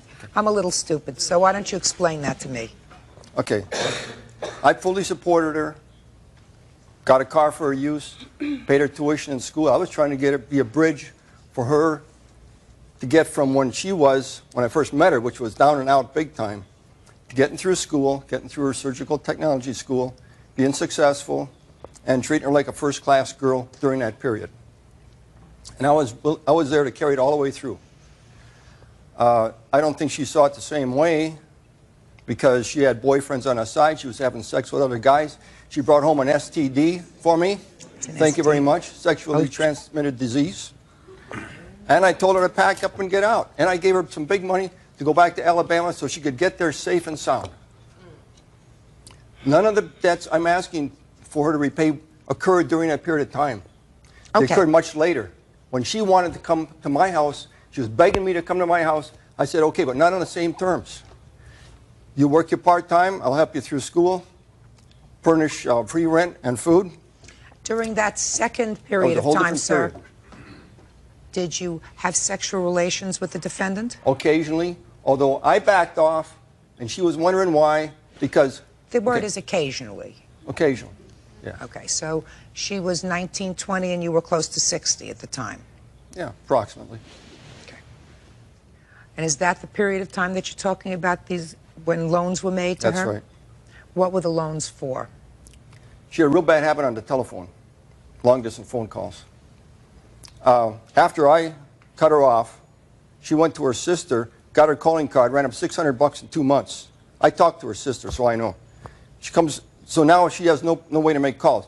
So she makes third-party calls, and the third party doesn't know that she's making these calls, charging her number, charging to their number. I get the phone bill 3 months later for March calls. It's a June phone bill. She says, oh, I'm going to pay you. As soon as I call her, she says, oh, I'll pay you. She never paid me, so that's number one. Okay, this is very simple. She billed them to a third party. The third party ultimately said, I'm not accepting the charges. They billed it back to the phone, your phone in your house. This is after she already moved out. Okay. I really should be right up front with you. I find your initial position really very unsympathetic. Do you understand me? Sure. You know, I mean, this is a court, and we're bound by certain rules. If she owes you money, you're going to get that money. But I find a 60-year-old guy playing a sugar daddy to an 18, 19-year-old girl, it's sort of, you get what you deserve. That's the way I feel. Now, she may have been a pretty savvy 18, 19-year-old girl, but even a pretty savvy 18, 19-year-old girl is still a baby. She's not fully very cooked. street smart. Street smart, yes, but not fully cooked, sir. And not fully cooked. So, but I mean, you played sugar daddy. You played sugar daddy, and sometimes there's a meltdown, and you get your fingers burned. If she wants to accept that role in my life, then she should do it right, and not be having sex with all these different guys and having all these different guys call the house. How long am I supposed to put up with this stuff? And be right and be good. It's one of the problems that you face, sir, when you're 60 and you fool around with somebody who's young enough to be your grandchild. Okay, that second period. All right. Hey, I know their age. What else? I got that. What else does she owe you Doesn't for? mean I'm still not a man. Come. At 60 years old, I'm still a man. I'm much more capable than a lot of punks out there living with their mothers, and they're sleeping with these girls. At least I can take care of business. Tell me about it. And I can do everything they can do, and maybe better. Judge Judy continues in a moment. I knew it was going to come down to this lowest common denominator, sex with a young girl. Big deal. Man, they should have it so good. Real cases, real people. Judge Judy. Demetria Mills says 60-year-old retired aerospace executive George Boyer knew she had another boyfriend when they made their sugar daddy arrangement. What else? Next one, she wrecked my Porsche, making an illegal U-turn. I'm not considering that she's wrecking your Porsche, sir. Did she agree to pay you for it? She agreed to pay me for it. Did you ever agree to pay? She told her relative she'd pay for it. Shh. Did she ever agree with you? Yes. When? After it was wrecked. She came home feeling real bad. Let me see the loan agreement that she made with you. That I'm going to look at. There it is right here. It's itemized on page 3. All right. She agreed to pay this back. Just a minute. And she knew she owed it to me. This is during the second period, and I was not playing sugar daddy during that period. I was just helping her out. I was just trying to be nice to her. Excuse me. She had problems. All right, let's see your end, Miss Mills. George made a proposition to me. He knew that I was vulnerable. He took... Don't tell me what he knew. You moved in. How long had you been living alone? Not very long. This was my roommate before I moved in with George, and we were there just a few months. Where do you originally come from? I'm originally from Alabama. So you lived with George for a while in sort of this relation. He was taking care of you and giving you money. Then you moved out. For how long? Basically for 3 years. He took care of me even when I moved to Alabama. George was sending me money. George took me on trips. George sent me to Alabama a few different times. George bought a car. Boyfriends paid a trip too. George, and that's George's problem right now, Judge Judy, is I'm not in his home. This is why he's doing this to me. Had I still been in his home, he wouldn't have a problem with me now. When I made the decision to move out of his home was because I needed to be by myself and on my own, and I didn't want to be in that situation anymore. Well, I agree with you. You shouldn't have been in the situation in the first place. Exactly. Okay, and for that, he's more responsible than you are because of his age. He should be a little bit smarter. He should be 3 times as smart as you are because he's 3 times as old. But you do acknowledge, even in your answer, that you owe him some money. Yes, but this is not the agreement. The agreement that I signed for that car, I signed that agreement in January of 1995. I'm sure he has a copy of it. I've seen it in his files of his records. That was for a 1989 Buick that he bought for me. Now, did you pay him for it? No, I did not. So you acknowledge? Yes, I did. If I bought it for, how come I'm the lien holder on it? She's the lien holder, but I'm the registered owner. Listen to me. What are you fighting about, Mr. Boyer? She acknowledges that she owes you $3,000, which you haven't paid any part of, plus interest at 6%. Correct? Correct. You acknowledge this. Good deal. What? I gave her a good deal, 6% interest. You gave us some good deal, sir. Bird, do me a favor. Your Honor, Take the old calculator while we're finishing this case up. Would you do 6% interest on this money since '95? This is after she cheated on me. Excuse me, I heard she cheated on you, sir. I heard all of that. I'm telling you, your position with me, Mr. Boyer, is not terribly sympathetic, sir. I mean, I don't know whether you find women who are contemporaries not as interesting as children, but at age 18, she's really still a child. And you may say, oh, she's sophisticated, and she's worldly, and she's savvy, and she's street savvy. Right. Mr. Boyer, Yes, ma'am. she's a baby. 18 years old and a baby, and vulnerable because she doesn't have any money, and you got some money, and it's very tempting. But you are not a very sympathetic person in my eyes, sir. You're going to get some of the money, but because she signed for it. Do you understand? But the rest of the stuff, I'm not so sure about. Excuse me, Judge Judy? What? You know, everything besides that car that George did for me because he wanted to do it. I mean, for 3 years, I'm 23 now, just turned 23 Friday. Would somebody do that kind of stuff for 3 years if they did not want to? Miss Mills, I haven't gotten to you yet. You are a beautiful, seemingly intelligent young woman who should have more pride in herself, even when you're 18, to sell your body for money, which is what you did. That's what you did. That's being no different than a prostitute. You may have used the money to go to school, to go on trips and whatever, but he bought the services. That was the arrangement. He's an old lecher. No question about it. That's what he is. And I'm being kind to Mr. Boyer. You, on the other hand, sold your body for money. It was an agreement that we had. That was the basis of our arrangement. He was to give me what I needed, and I gave him. You sold your body for money. You are worth more than that. As a woman, smart, good-looking woman, you're worth more than that. I don't care if you have to work 2 jobs. I don't care if you collect cans. I don't care if you clean people's houses. I don't care if you drive a bus, drive a car, drive a cab.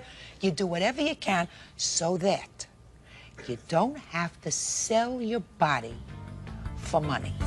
Judge Judy is ready to rule. And later today, You're a pathetic little girl, you're immature, and I'm sick of your crap. You owe me $1,500. real cases, real people. Judge Judy.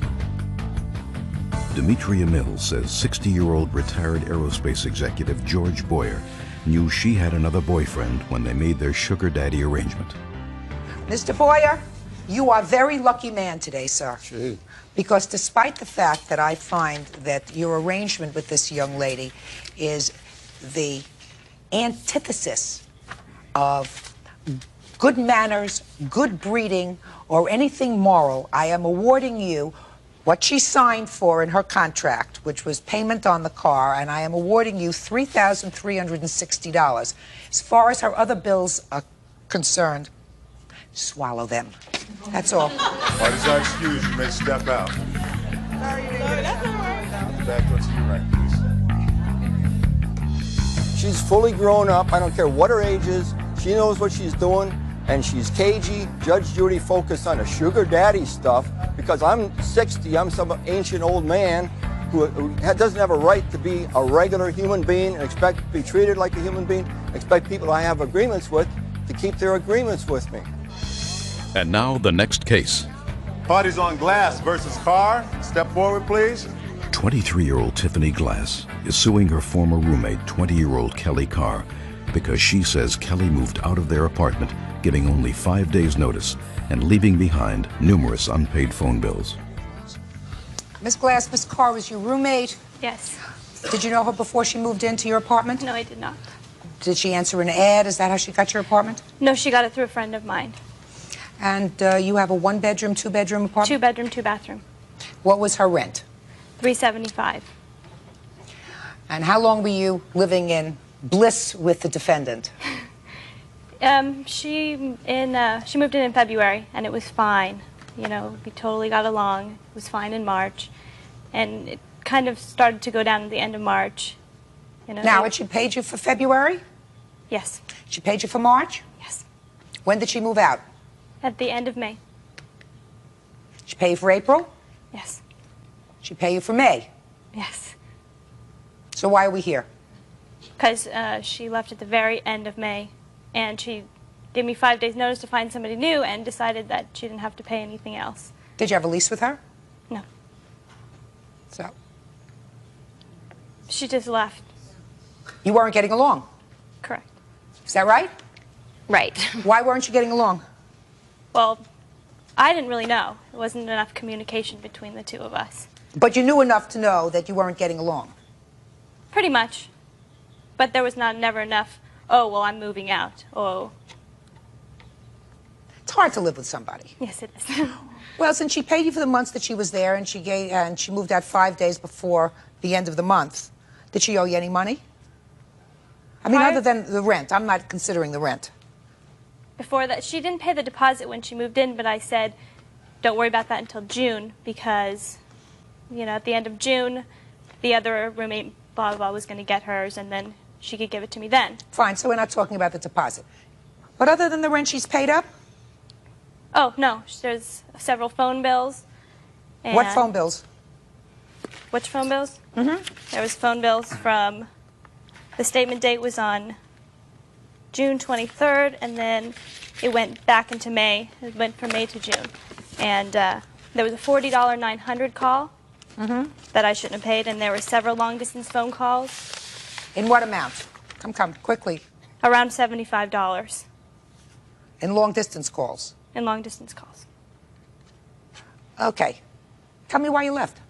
I left because living with her was unbearable. I went through, starting back at the end of March, early April, out of the blue, I started getting notes on my bed saying, you need to stay away from my friends. When I first moved in with her, I had just moved down to California. I didn't know very many people. Tiffany was nice, and she took me out. She introduced me to people, but then she tried to take that away. She said, you stay away from my friends. My friends are my friends. Your friends are your friends. You're going to make my life miserable. So girly things. Girly things. Girly things. All right. Girly things. You paid February, March, April, and May. She says that you owe her $115 for phone bills.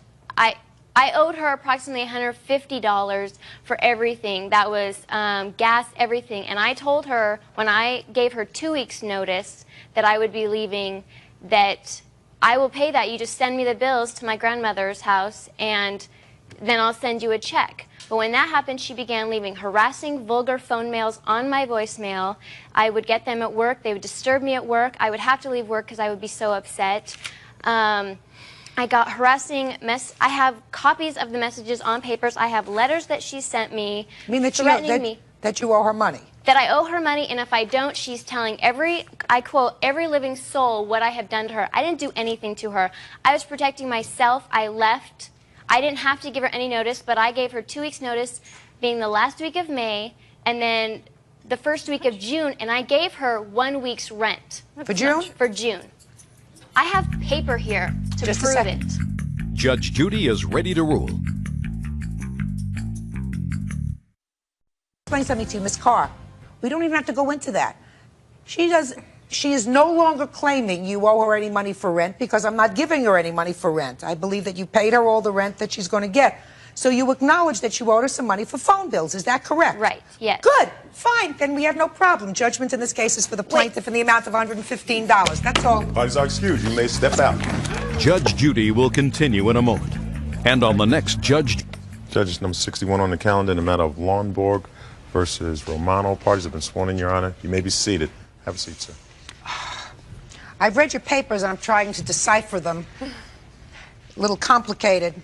What I gather, Ms. Longborg, is that you were both in a romantic and business relationship with the defendant. That's correct. How long was the romantic relationship? We started dating in February of '95, and when did you go into business together? June 30th, July 1st of 95. And that was a pool business? Correct. Yes, ma'am. According to your complaint, sometime in 95, the defendant was using your van. Right.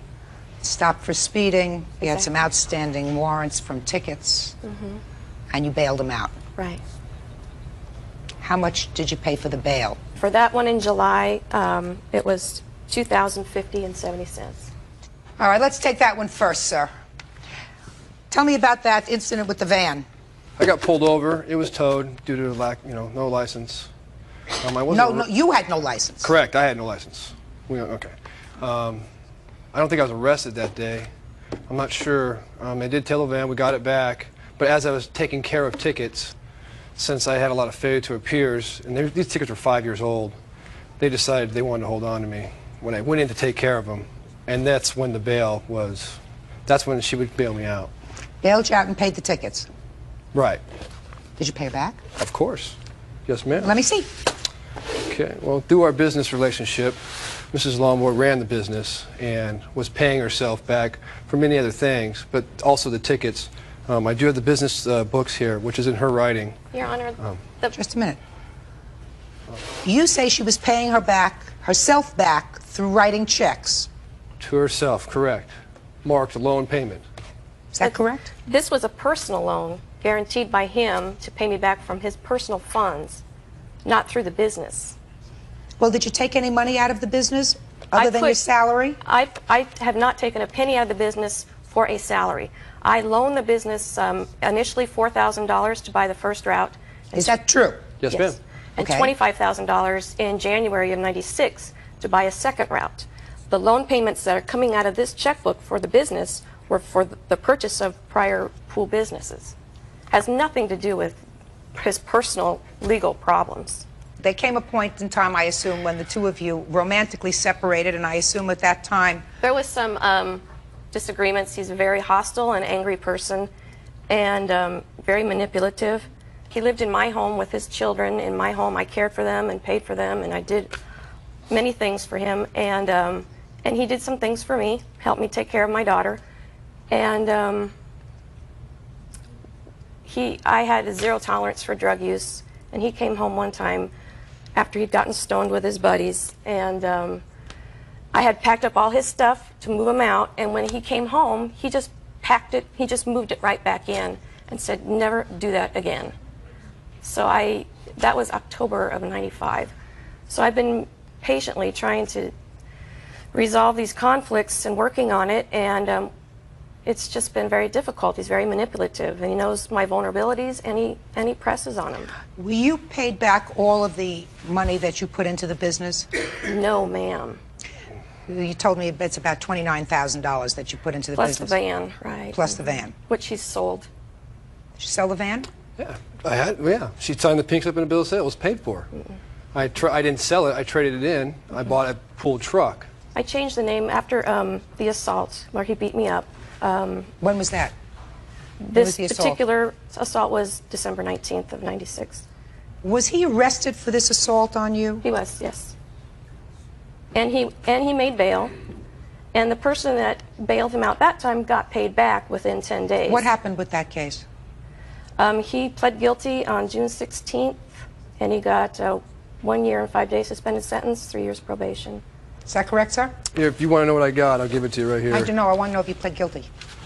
You don't have to look in your papers for that. I didn't assault her, first of all. You didn't assault her? No, ma'am, I didn't. But you pled guilty to it? Yeah. He beat me up 3 times within a 15-hour period. He made bail and went right to my apartment and beat me up again, and that's when he stole the van the first time.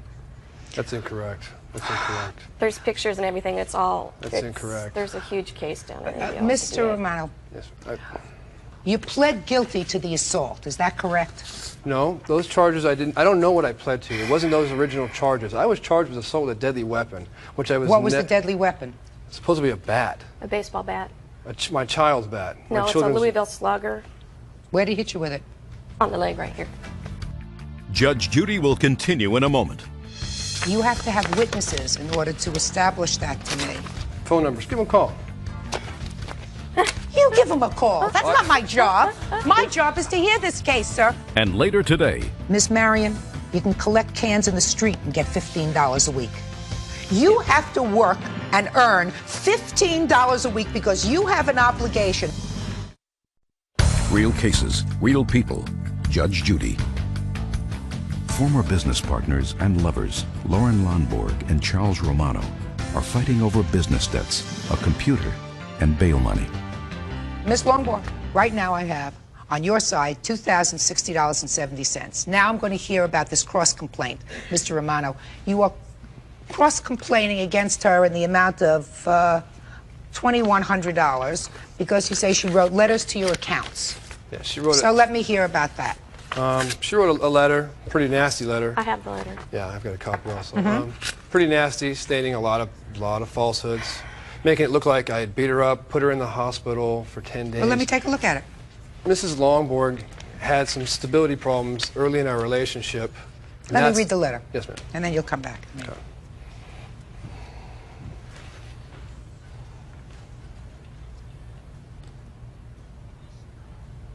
Well, you seem to, in a chronological order here, describe not only your business but your personal relationship with the defendant. Right. Something, quite frankly, Miss Longborg, I don't understand. I don't understand why you would have sent the letter talking about the fact that he beat you up, talking about the fact that you were hospitalized for 10 days. Because I throw the hospitalization in because that's when a lot of everything happened. Your daughter, who was 9 years old, died. That's correct. And I was a wreck. And that's when he took advantage of me. That is not true. Mrs. Longborg stayed with me after her daughter passed on, and after she got out of the hospital for 2 weeks in March, from March 15 on, because she was getting kicked out of her apartment. Well, and listen to me. It sounds to me as if she has had a very difficult time. Yes, she has, definitely. And I mean, you lose a child, that's the most difficult thing in the world. This child was severely handicapped. She was a special child to me and my children. I love this little girl just as much as anybody. She was taken to my mother's daycare. I treated her just like she was one of my own.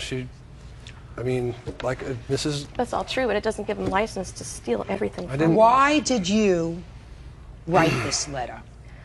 At the time, the DA had assured me that this was going to trial. This was the 5th trial date, and that Wes was looking. I didn't say he was going. I said it was told to me that he may be spending as much as up to 1 year in prison or in jail for these crimes.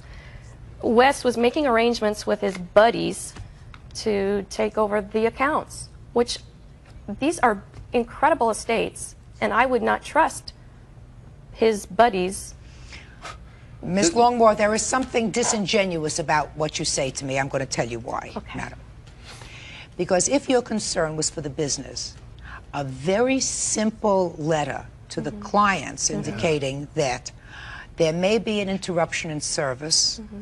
I cannot vouch for the personnel who are going to be dealing and servicing with the accounts, and since you've been dealing with me over the phone, I want to let you know I am no longer associated with the business and cannot personally vouch for the people who will be servicing your pool in the event that Mr. Romano is not with us for a year. You instead chose to, in a very systematic way, allow these strangers into your private life. That was my choice. Well, now, you have to establish to me, sir, that you had some loss as a result of that. Well, I lost, it has changed. I lost one more customer as of this letter. Well, you're going to have to establish to me that your loss of business was as a result of this letter. Right here. Here's 4 these people. As this gentleman was with me as we're on the route, people are coming out. Hey, what's this letter? Are you going to jail or not? Now, listen to me, sir. You have to have witnesses in order to establish that to me. This gentleman right here witnessed. They said, I don't want service anymore. I don't want to get in the middle of this. I'm sorry. Thank you for your service. Goodbye. Now, listen to me. They have to come to court. They don't want to get in the middle of it. They don't want to come to court. Well, they may not want to get in the middle of it, but you've established one part of your claim. The second part of your claim is that as a result of that, you lost business. Phone numbers. Give them a call. You give him a call. That's not my job. My job is to hear this case, sir. Your job is to bring witnesses into a court so that I can question the people and make a determination as to their veracity and what motivated them and ask them the questions, not somebody who overheard them. That's why we do not allow hearsay in a court. Judge Judy will continue in a moment.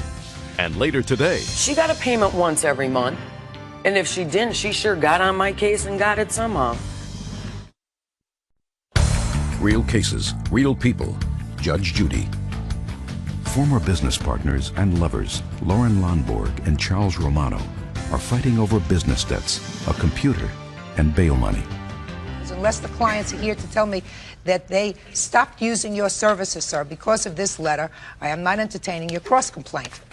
I mean, I think that the letter was in terrible, was very poor taste, very bad judgment, and certainly unprofessional. I felt no other alternative. No, she's trying to slander my name for me to lose customers because she has nothing to lose. She is not part of the business. She is no longer part of the business as of December, and she's merely just trying to ruin my name. How do you determine that? Miss Longborg.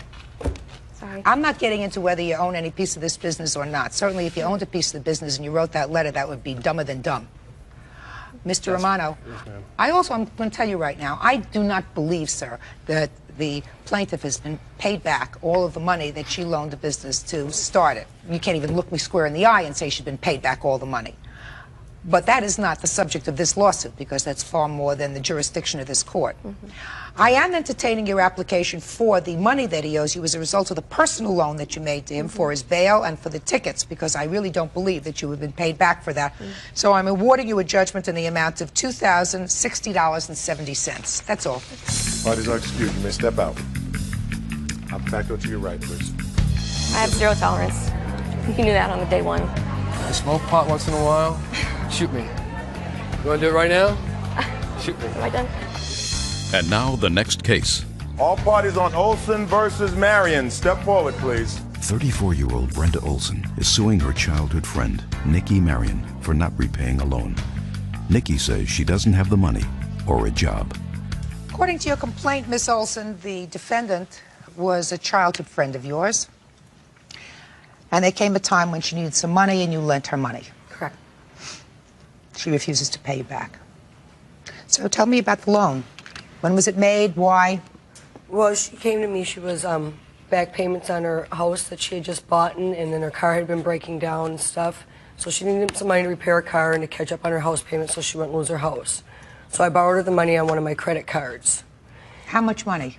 At the time, it was about $3,098. As time went on, she paid, wrote checks to my credit card and everything was going good, and then she wrote some bad checks to them, and I got bad credit over the deal. So she written them an apology letter, which I brought with me too. And she got my credit all good again, and then she started sending them money orders. And just recently, like about 4 or 5 months ago, she lost her job, and she told me that she just couldn't pay me anymore, and so I asked her to borrow the money from her parents because I couldn't afford to pay it all off either. And if I would have paid monthly, I would have been ending up paying more than I ever borrowed her. And she told me that she asked her parents, and her parents said no, and that she just wasn't going to pay me. So I told her I was going to take her to court. She said, well, get in line with everybody else that had judgments against me.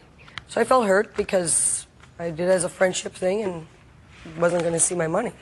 How much money in total does she owe you now? Now, with whole total, probably about $3,600. Do you have proof of that? Yes, I do. I'd like to see the proof of that, please, and I would like to see the letter of apology that she sent to you. Thank you.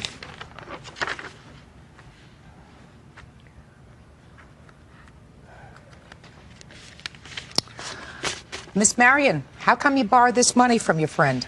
You did borrow it, didn't you? Yes, I did. Well, how come?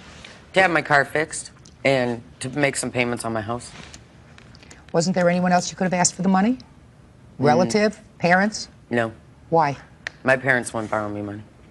Have you borrowed money from them before? Years ago. Did you pay them back? No. Is that one of the reasons why they won't lend you money again? Okay. So you went to your friend, and she lent you the money. Correct. So why don't you pay her back this money? Well, first of all, I don't have a job, and I have no income. Why not? Because I was laid off of my job of 7 years. When? In November. Let's talk about before November. You weren't paying her back before November. That's not correct. Prior to November, I was paying her. I was giving her cash and money orders when I could. When you could? Well, she got a payment once every month. And if she didn't, she sure got on my case and got it somehow. You seem to have a resentment when you say she got on my case. Yeah, because this is I don't know, it's a rivalry for us. I mean, Why? Because it's back and forth. I've lent her money, she pays me, I've lent money, it's back and forth. It's been for years. How much money did you lend to her? Over the years, I don't have a true record of it. We've known each other since we were little kids. I'm talking about big money, Miss Marion. I mean, did she ever borrow $1,000 from you? No. I'd say in the hundreds. Paid you right back, though. And she paid you back? Yes. Well, that's the problem. What's your excuse? What's your defense to this case? I don't have a job and I can't pay her the $50 a month that she wants. And when I lost my job, I called her and asked her if I could pay her less than that. And her attitude was fine. That's what the interest is on the credit card. And then 2 card. weeks later, she calls me and all of a sudden, I'm taking you to court and blah, blah, blah, blah, blah. And I didn't ask to never pay her. I asked to pay her less until I got a job. She has to pay these bills on her credit card because this money was borrowed on her credit card. She chose to put it on her credit card. Thing is, I didn't go up to Brenda Olson and say, Brenda, please borrow me money. Brenda knew my situation. Brenda offered to borrow me the money. How she chose to get the money, putting it on a credit card. how she chose to get the money was her choice. If she chose to put it on a 17% credit card, that's her choice. I didn't ask her to do that. Judge Judy is ready to rule.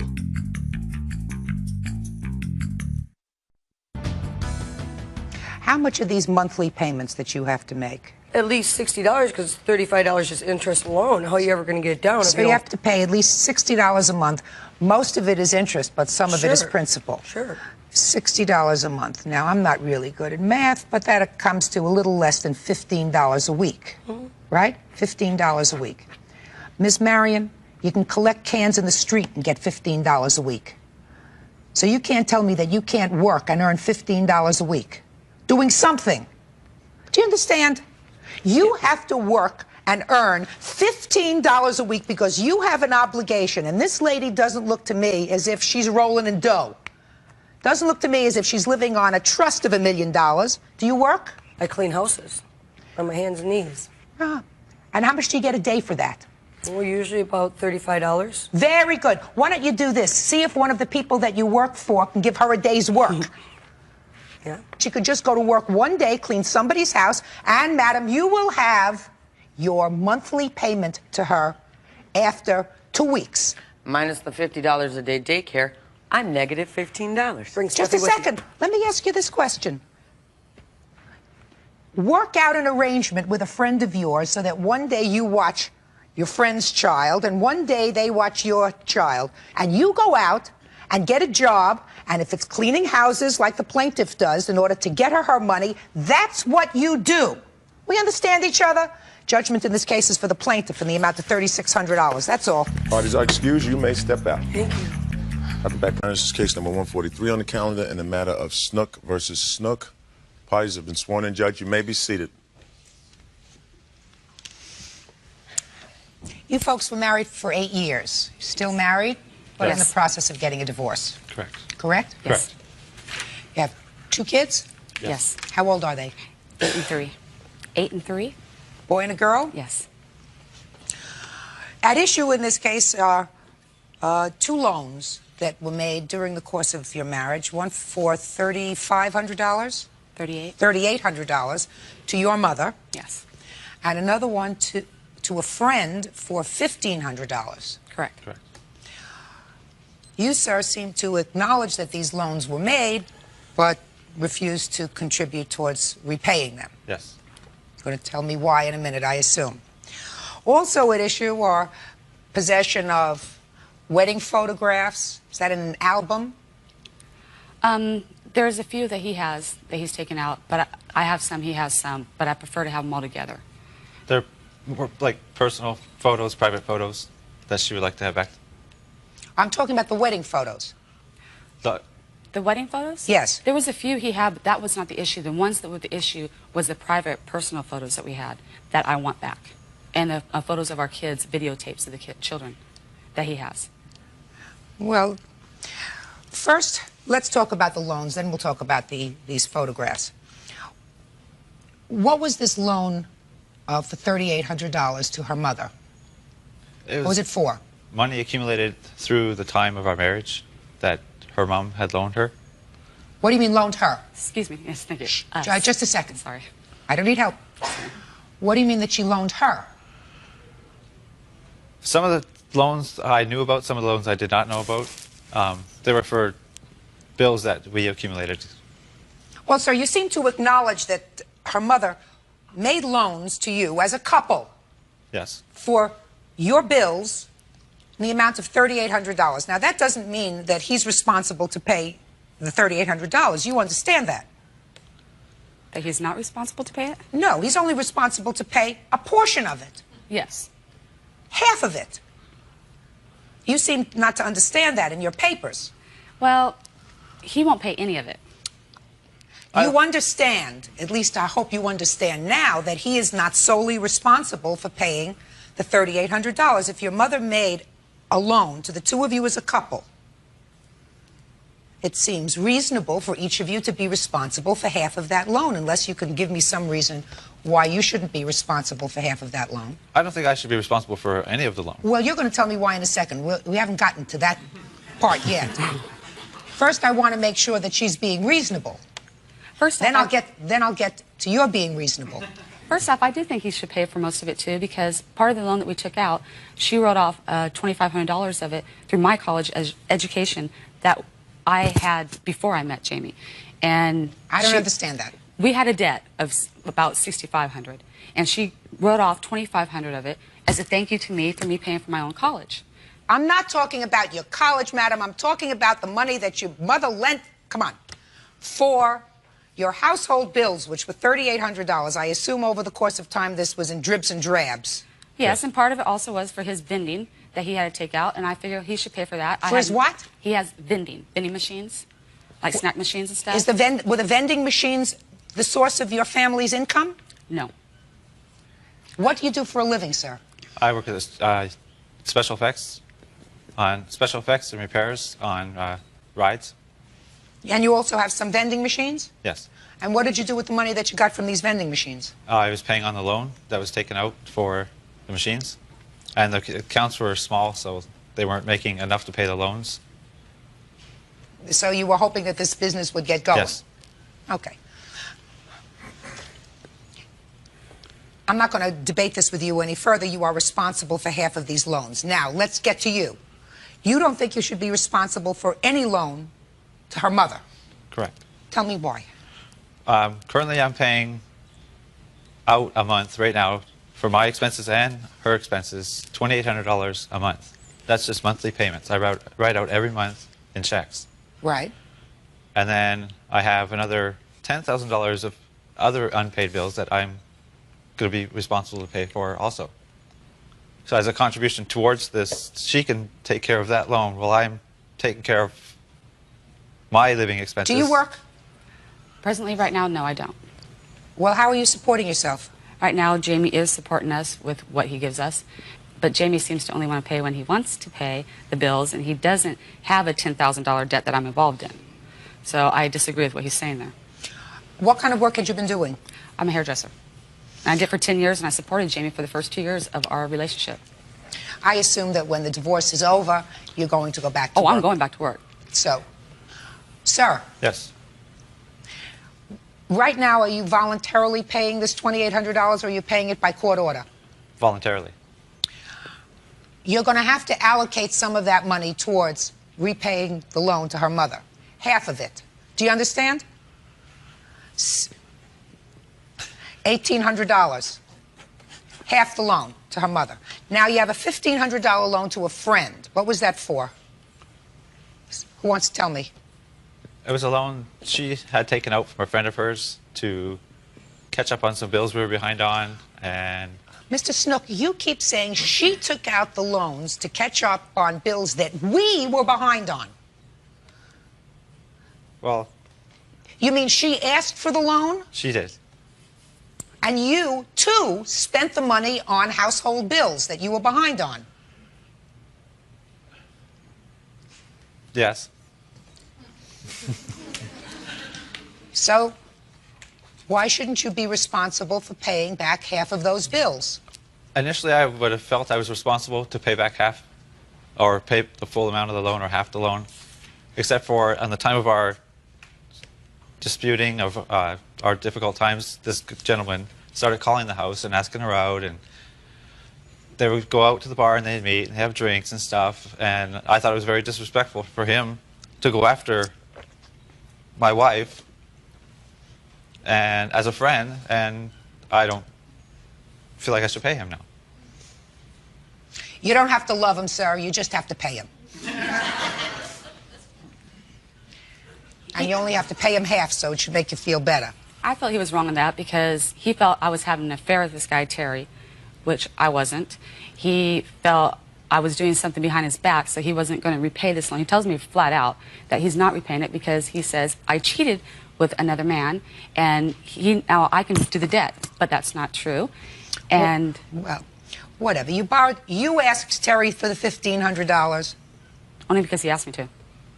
I did not. Just a second. You sound, madam, you sound like a very, very self-assured person. You didn't ask Terry only because he asked you to. I mean, he didn't strap you down. No, I don't normally go out and ask people for money. But you especially asked friends. Terry for this money. You have to pay $750 back to Terry, and so do you. Do you understand? That's Yes, fair. ma'am. We're talking about being fair. When a marriage breaks up, there are certain assets, and each of you will want half the assets, and there are certain liabilities. Yeah, but being that I owe him money, I don't think he should be contacting my wife and trying to go out with her.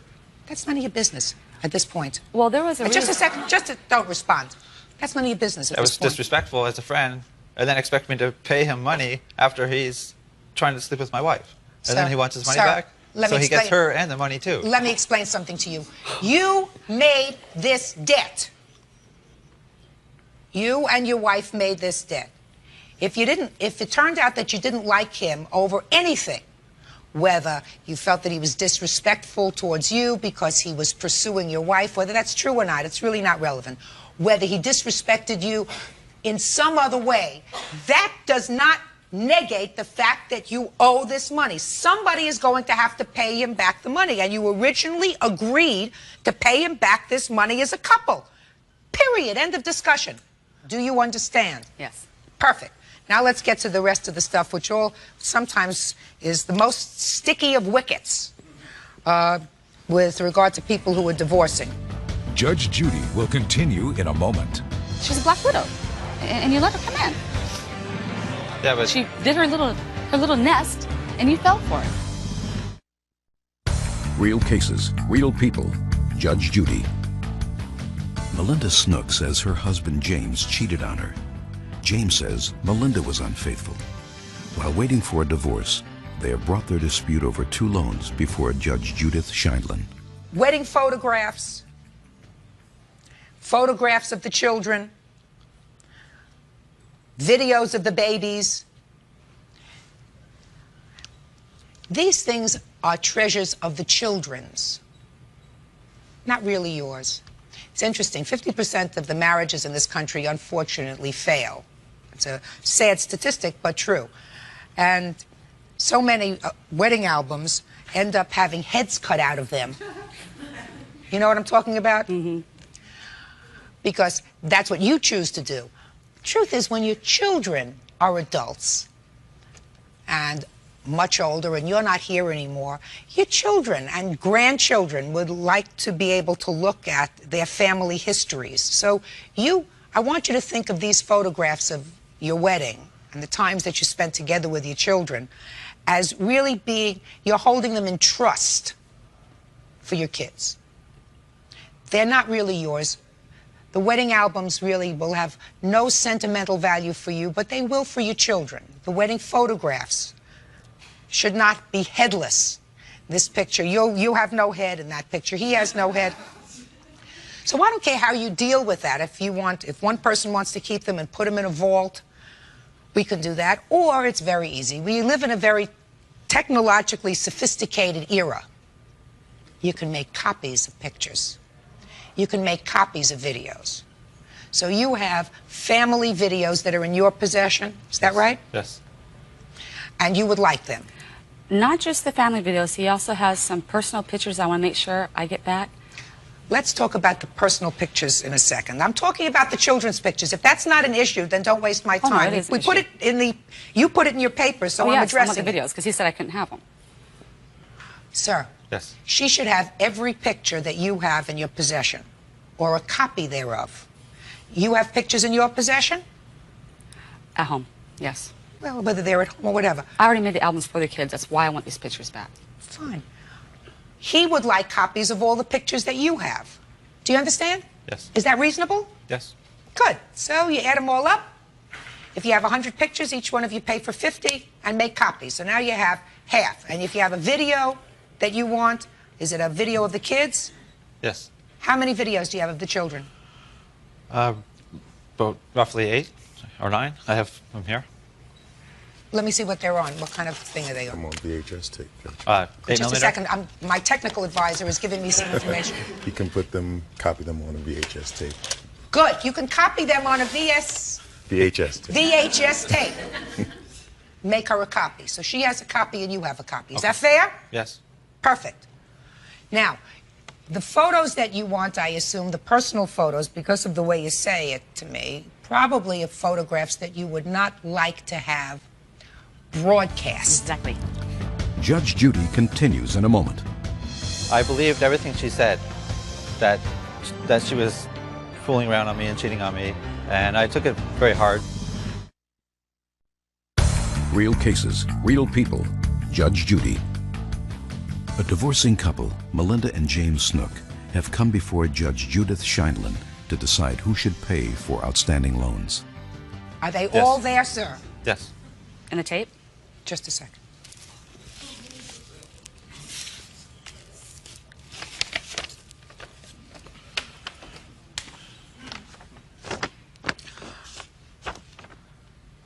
I want you, And this is a negatives? tape, Yes. the tape in issue. Don't tell me what's on it. This is a family courtroom. I want you to look at these photographs and tell me if these are the photographs that you have a problem with. Okay? If they're not all there? Well, don't speculate. Look.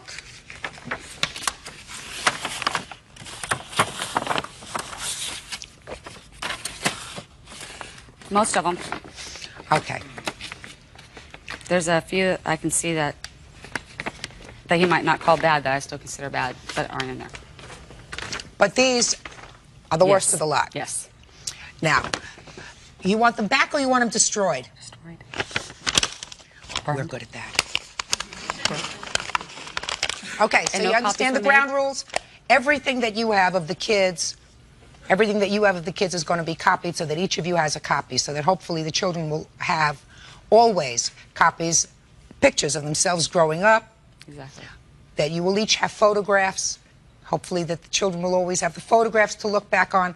And you, sir, are going to give her a check for $2,650, and you are going to assume those two debts yourself. Do you understand? Yes. Okay? Now, is there anything that I've left out? Yes. What? A mutual friend of ours that caused this whole thing that he is bothering to leave out why he won't pay the debts. Judge Judy continues in a moment. She was convincing, I guess. Why? Why? She told me what I wanted to hear. Just a second. He's paying the debt. There's more to this than that, though. Listen to me, madam. I don't have all day. I got a lot of cases to do. I've just resolved every issue that you presented to me in your complaint. Okay? I'm not a psychiatrist. If you have a problem, you should see a therapist. I'm here to resolve legal issues. Now, Well, are there any other legal issue of property Yes. that I have not resolved? There was some pictures, as I said, that are missing that brought know into about a girl. It brings in another friend that caused a lot of problems. Did you understand what I said, Ms. Nook? Yes. Good. Is there any other property that you are interested in There is. What? There's a few, but I know he doesn't have them all. There might be nothing to you, but there are to me. Listen to me. I have just resolved this. You understand what the court's ruling is? Yes. Good. One last bit of advice. You made 2 children. They're very young. They're 8 and 3 years old. You are going to have contact with each other for the next 20 years. Graduations, proms, engagements, weddings, after that, grandchildren. If your marriage is over for whatever reason, I want you to love your children more than you hate each other. Is that fair? Yes. Your children didn't ask to be born into a war zone. And I'm certain that when you had your kids, you had every intention of giving them a loving, secure home with 2 parents. That didn't work out.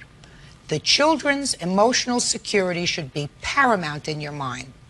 And I want you to understand, and you to understand, that if either of the children has an emotionally damaged parent because of what you do to each other, that's going to hurt the kids. So I'm very serious with you. Love your children more than you hate each other. Okay? That's it. Parties are excused. You may step out. Good call, Judge. On the calendar in the matter of Trombley versus Trombley. Parties have been sworn in, Judge. You may be seated. You 2 folks are married, in the process of getting a divorce. You've been married for 2 years. You have a 2-year-old child, Mrs. Trombley. I have your complaint. You are seeking $5,000 from your husband for emotional stress. Yes, I am. Well, I'd like you to tell me about it. You have a countersuit. I'll hear that in a minute. Go ahead. Well, I'm really suing because he broke into my best friend's house. I tell you, While I was this there. has nothing to do with your best friend's house. There's nothing in here in the complaint about Well, he your broke best in there friend's and house. attacked me. Well, let That's me hear what brought about it. this complaint. Let me hear about it. The attacking you is something else. Let me hear about the attacking you. Once he entered the house, Yeah. He ran through the house and threw me against the wall and kicked me and then left with our daughter screaming in the living room. What had precipitated this? I hadn't come home the night before because Why not? Because I was afraid of getting hit. And when I did come home in the morning, he raised his hand to me, and if he hadn't seen my friend, he would have hit me. That's untrue. There was no threat of violence of her coming home at any point ever. She was with her friend partying late into the night. He says you do drugs, Mrs. Trombley, and that you depleted the bank account of your family, took checks out, forged checks, ran up bills, forced them into bankruptcy, all because you were doing drugs and staying out, and partying with your friends, etc. Any of that true? Some of it's true. What's true? I do have a past history of drug abuse. We're not talking about past. We're talking about current. No, I don't. What makes you think she has a drug problem? Oh, I have all kinds of ample evidence to prove that she has a drug problem. Just as of July 18th, I got a call from Burbank Police Department who had just arrested a drug dealer, stating that he had my calling card. I have here 12 pages of the calls that this man made with my calling card. Who was given? Who is this man? This man's name is nicknamed Morbid. You know that person? Yes, I do. Well, what does he do for a living? He deals drugs, right, Jen? He deals drugs. What does he do for a living? He doesn't really do much for a living. He deals drugs. And this is Jen's main drug dealer. This is a man that she went to Mexico with. While you were married? What? Last month. Is that right? Yes. Terrific. My wife disappeared for 3 days on the premise that she was going to look for jobs. At 2 p.m., with no hassle, no fighting, we had made love in the morning. At 2 p.m., she said, I'm on my way to go put some applications in. I did not see my wife for 3 days, at which she had taken both sets of our car keys and left me in the care of our daughter. I have a full-time job. I had to take 3 days off from work. On the third day, risking financial ruin and losing my job, I had to take my 2-year-old daughter to work with me. No calls from my wife. Does that sound familiar to you, Miss Trombley? Yes, that's all true. And it was all because I was afraid to come home because he was hitting me. Afraid to come home, so she takes a vacation with a drug dealer to Tijuana, Mexico. Mr. Trumbley, Order. let me tell you this, sir. Let me tell you this. I read your answer to her complaint. Her complaint is nonsense. I don't know whether you hit her when you got into the house. I'll explain to you exactly the events preceding that incident. Your Honor, we have 2 separate police reports for domestic violence. We have and a one restraining order police that was report. put on against him. Was there for ever a my trial protection. on that restraining order? Yes, there was. And what happened to it? What happened to it? Today, that case was settled and dropped. Plead out. What do you mean, settle, drop, plead out? What does that mean? I pleaded no contest to 1 count of battery. Does that have to do with this incident? It has to do with the incident where I pushed my wife away from a front door for not taking our personal life into a hallway. Was that at her friend's house? Just Yes. a second. Yes. This is the incident at the friend's house. Yes, let me... Let me. Yes, ma'am. And I'll ask you to fill in so that there is some semblance here. According to your answer, she had gone over to her friend Lori's house, right? And this was after she had disappeared for a few days. No, that's... She had already disappeared. There were periods of time, according to your answer, sir, that she had left you in care to care for your daughter. Yes. And you were afraid that when she went to Lori's house and didn't come home right away, that she was going to do it again. Well, let me explain a little bit earlier in the evening. It was that very morning that I was late for work. My wife came home at 6:30, where I would have had to have left at 10 of 6 to make it to work. She knows this. We've had many, many fights about it.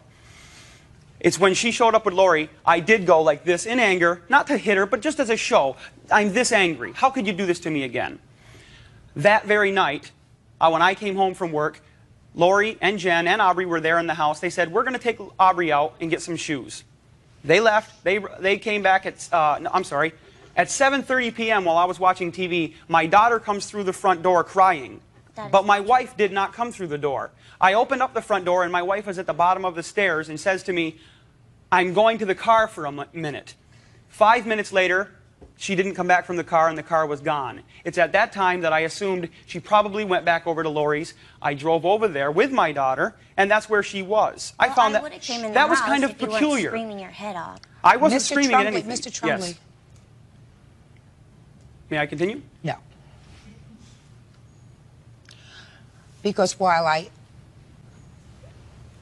can smell a drug problem from at least 15 feet away, and she has a drug problem. Yes, that's true. Based upon my assessment of her demeanor and based upon the things that she has said to me so far, I have some trouble with your response. And let me tell you why, sir. Judge Judy continues in a moment. I'm just a hardworking guy. I have no record. I've never been expelled from school. I'm nothing but a decent guy that was raised the right way. And later today, you came in with your girlfriend, Christina, Girlfriend? who now lives with you.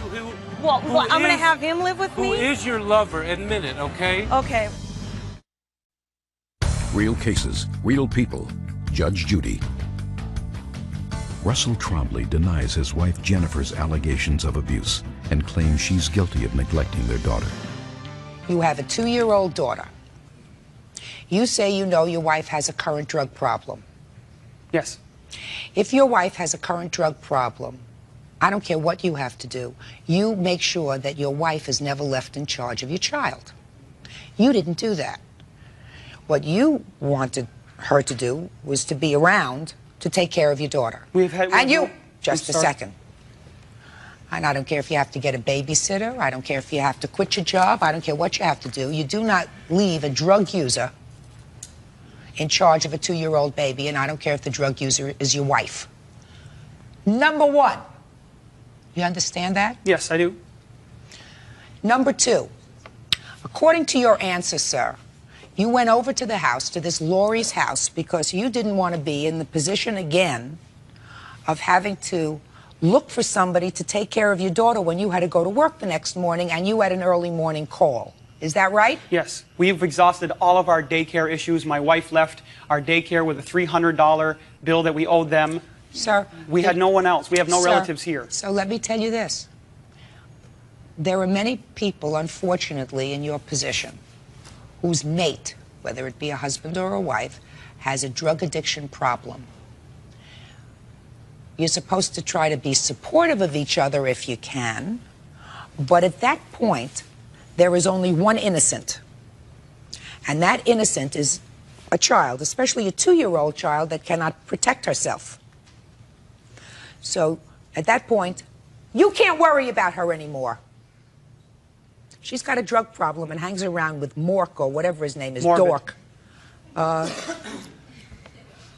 Those are the kind of people that you hang around with if you've got a drug problem. That's all she hangs out with. Drug dealers. All drug dealers. That's Fine. everybody she knows. Well, then, sir, if you allow your daughter to hang around with her and to hang around with drug dealers, then you are as guilty of neglect as she is. Do you understand me? In my eyes. With all due respect, Judge, these are events that have only come to my knowledge within the last couple of months. All of these things have been hidden and lied about. Sir, during that time, during that couple of month period, you still left your daughter in your wife's care. But I was only doing that on the premise that she was over at her friend's house. I didn't know that there was drugs involved at that night. You can't have it both ways. We understand each other. You cannot have it both ways. There was not at any point that I felt my daughter was in danger from my wife. I'm telling you that it's not true. What I'm telling you is, if you are mated to a drug user who cavorts with other drug users and abusers and dealers, you are a neglectful parent if you leave a 2-year-old child with her. I was doing everything I could. All right. ma'am. So, let me get to your cross complaint because I'm going to take care of this nonsense right away. You say that she spent a lot of your family money? She spent all of our money. Good. That's what happens. It's a very good idea for you to get out of this marriage, to take charge of your daughter, and to start building a life with her, if that's what you think that you can do.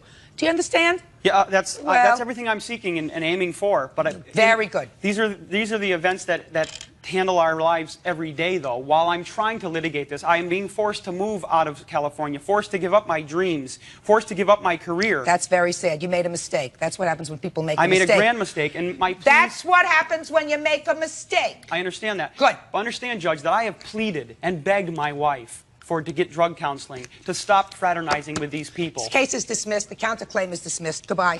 Parties are excused. You may step out. Out the back door to your right, please.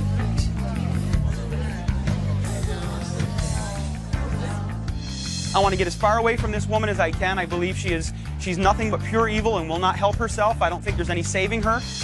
And now the next case. Parties on Silvas versus Boga. Step forward. 70-year-old Frank Silvas is suing 33-year-old Christina Boger, a woman he says was his lover and bride-to-be. According to Frank, when their plans to move in together fell through, Christina kept his furniture. But Christina says she and Frank were never boyfriend and girlfriend, and the furniture was a gift. Mr. Silvas, according to your papers, sir, you are a recent widower. Yes, ma'am. And you were married to your wife for 45 years? No, 41. 41 years. Shortly after her death, you met the defendant. Right, but 18 months after. And she was selling some sort of electrical Well, the bed? night before I met her, somebody called the house was looking to make an appointment to sell mattresses. And I told the gentleman, says, I'm not going to buy one. He said, well, we got a new sales person. He didn't tell me it was a male or a female, you know.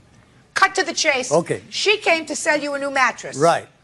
And according to your complaint, sold you a lot more. Right. Judge Judy continues in a moment. I slept over there about three or four different times. In fact, we went to Laughlin. First time we went to Laughlin. Real cases, real people. Judge Judy.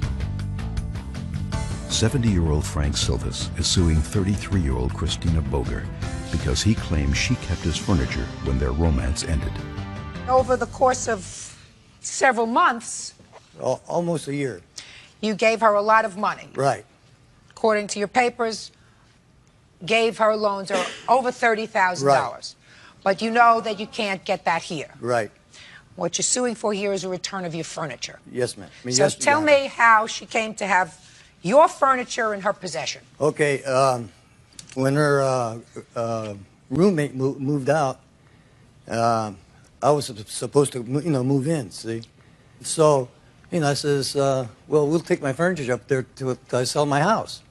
Then she kept putting the dates off, What dates? That I was supposed to move in. But prior to that, Your Honor, she said she would marry me.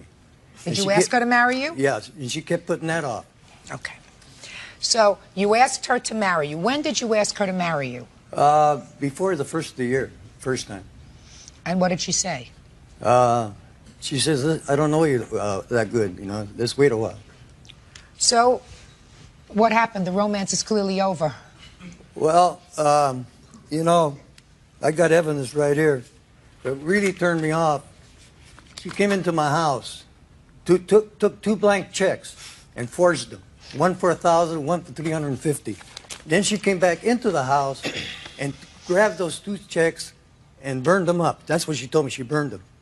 But I got copies from the bank. I got the police report on each one of them.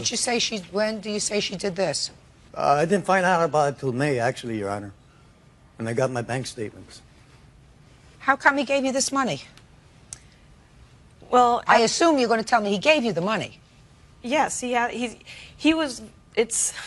plays a victim well. He was always there to be very helpful to me, and was there to volunteer anytime I needed something. We started up a business together. This money that he's talking about that he lent to me was based on this business we started together, and any money that he gave me was to help me get this business up and going, and he was, in return, got a percentage of this business. Just a second. Did he get anything in return?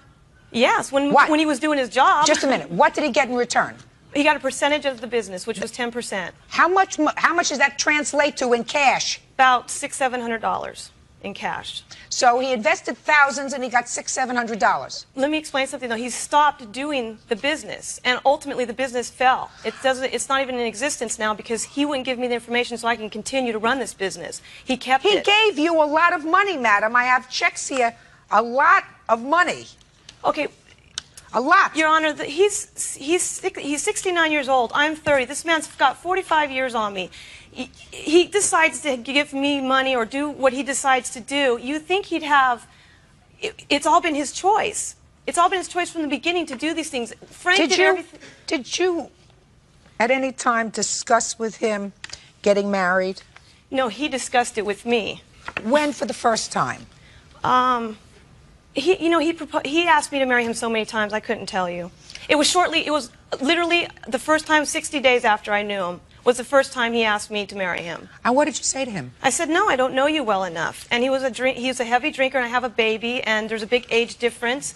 And I told him, I said, no, I think a big age difference is 40 years. A big age difference is 7 years, 8 years, 10 years. 40 years is a big age difference. Did you ever say to him, no, sir, you're too old and I'm not going to be involved with you romantically? I never said he was too old. The age difference was a concern, but it was his drinking that was more of a concern to me. But that didn't stop you from taking money from him. For the business, we were business partners. I'm not talking about the business. So far, the business he got a couple $100 from, if I believe you, and he put in thousands according to these checks. And it's not made out to a business. It's made out directly to you, and you cash the checks. It's not made out to a business account. Take a deep breath. Take a deep breath. But I'm telling you now, don't piddle on my leg and tell me it's raining, madam. I'm too smart for you. Do you understand? Do you understand?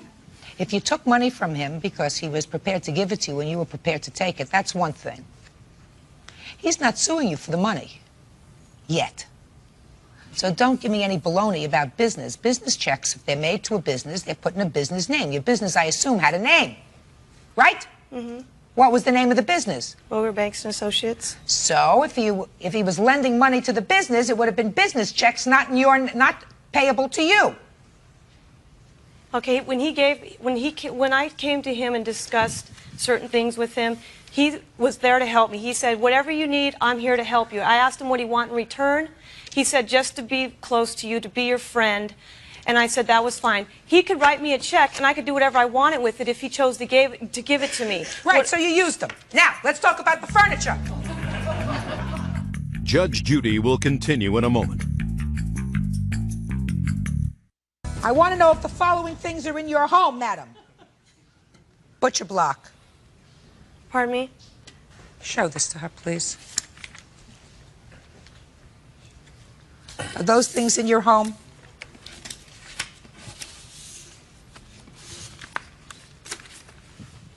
Yes, they are. Can I have it, please?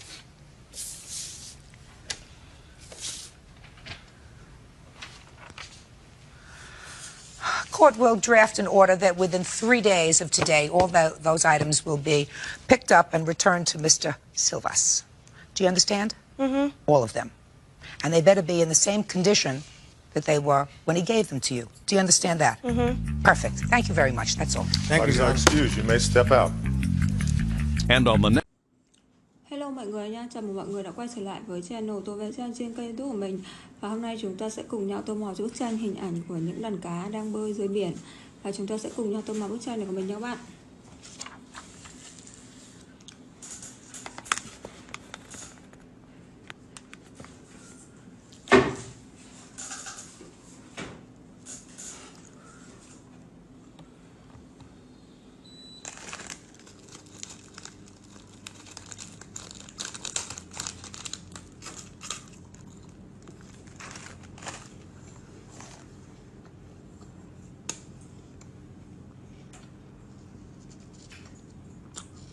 Mình sẽ tô màu xanh vào những phần rêu dưới biển này.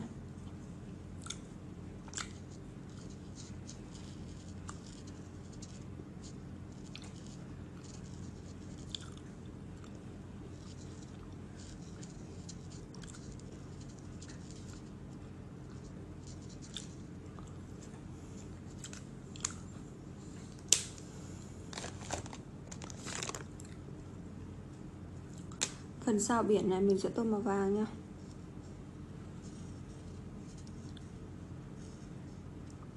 Tiếp theo phần vảy chú cá này cũng là màu vàng.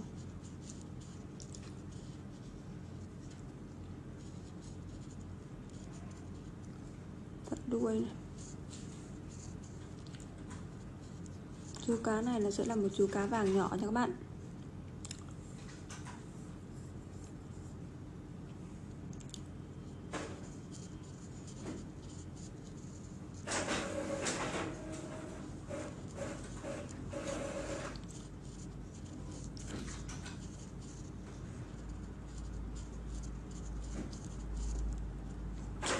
Một chú cá vàng nhỏ đã được mình tô xong. Tiếp theo sẽ là một chú cá màu xanh.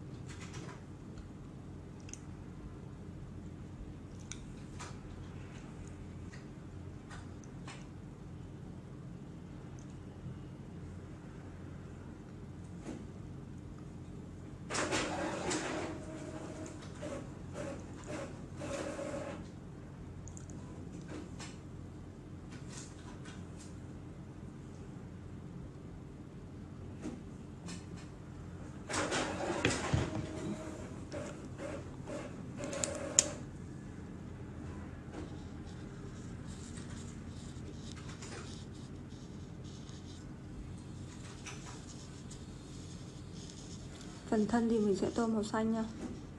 Phần đuôi này mình tô màu xanh xong. Phần mặt thì mình sẽ tô màu cam.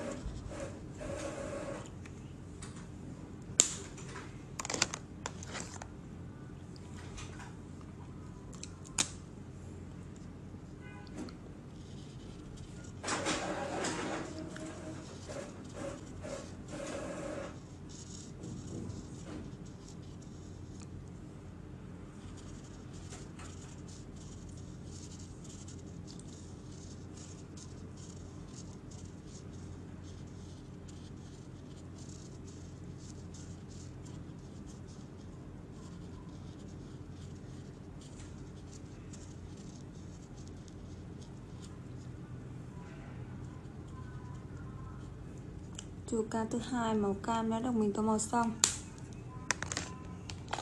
Chú cá thứ ba sẽ là màu hồng nhá.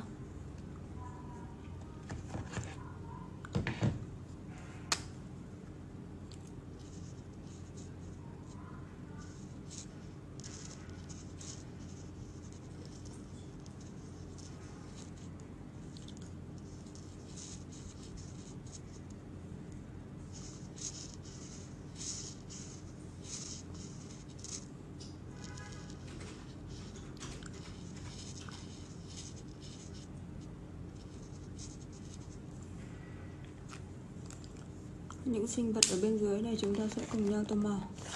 Mình sẽ tô màu vàng cho chú ốc trước nha.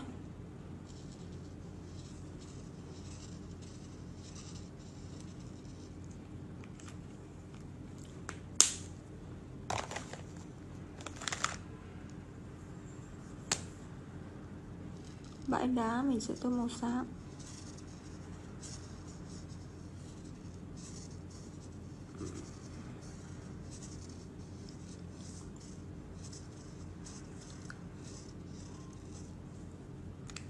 Tiếp theo những viên gạch thì mình sẽ tô màu đỏ nha các bạn.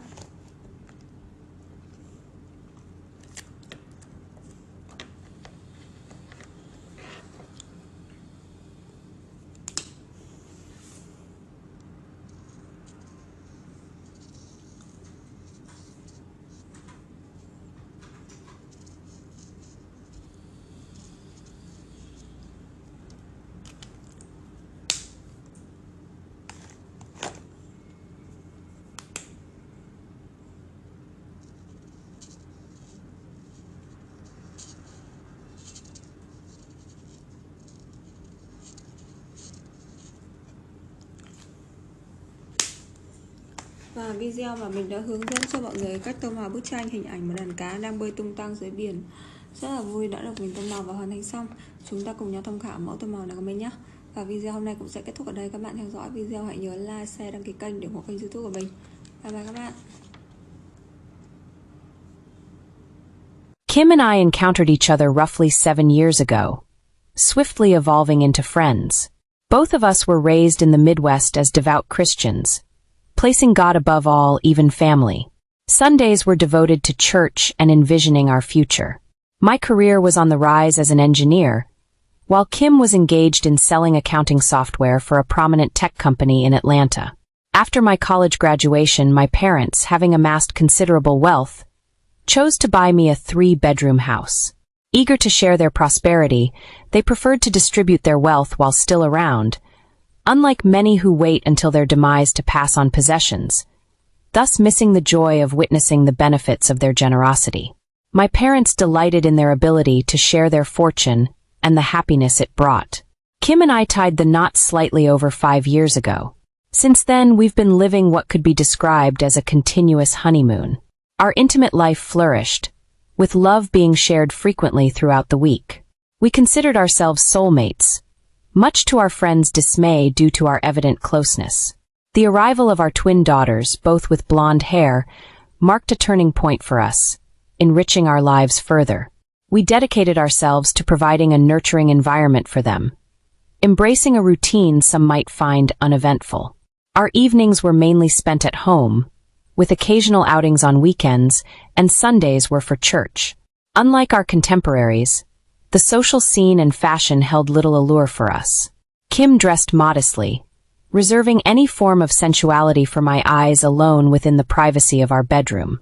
Our marriage was grounded in trust and openness, never concealing anything from one another, which solidified our union.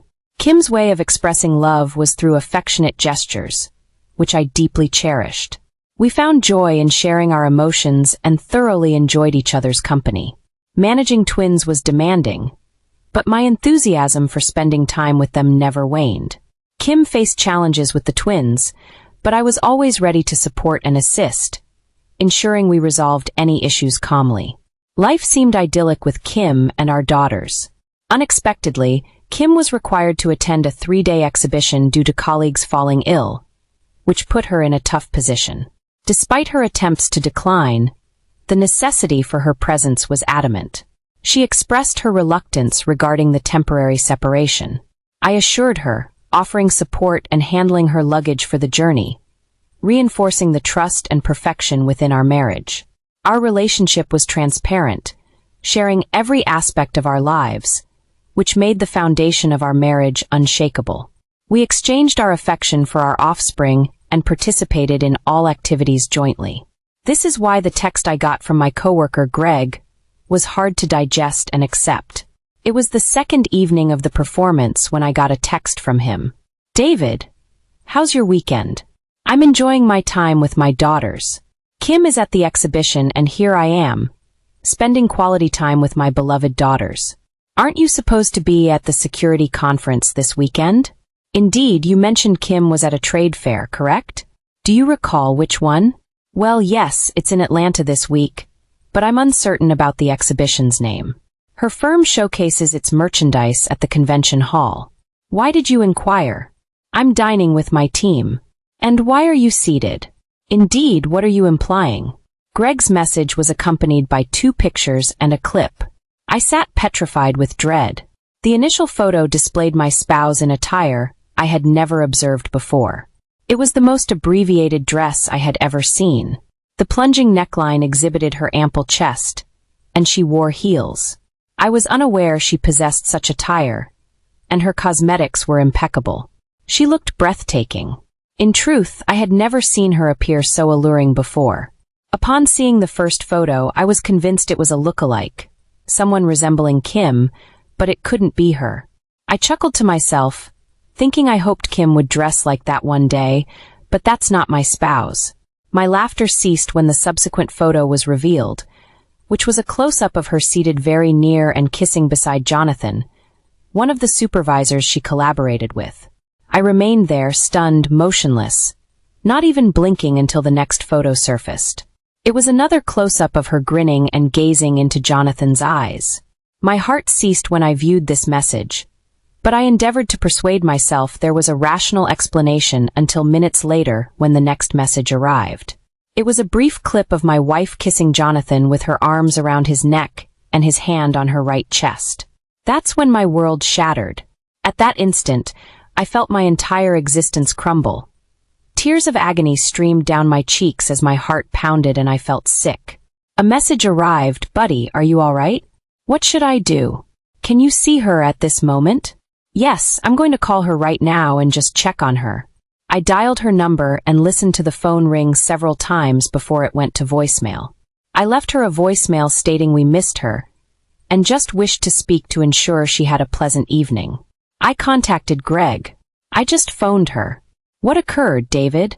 I'm so sorry about this." She extracted her phone from her handbag, glanced at the caller ID, and then placed it back in her bag. "Man, I can't fathom it's her.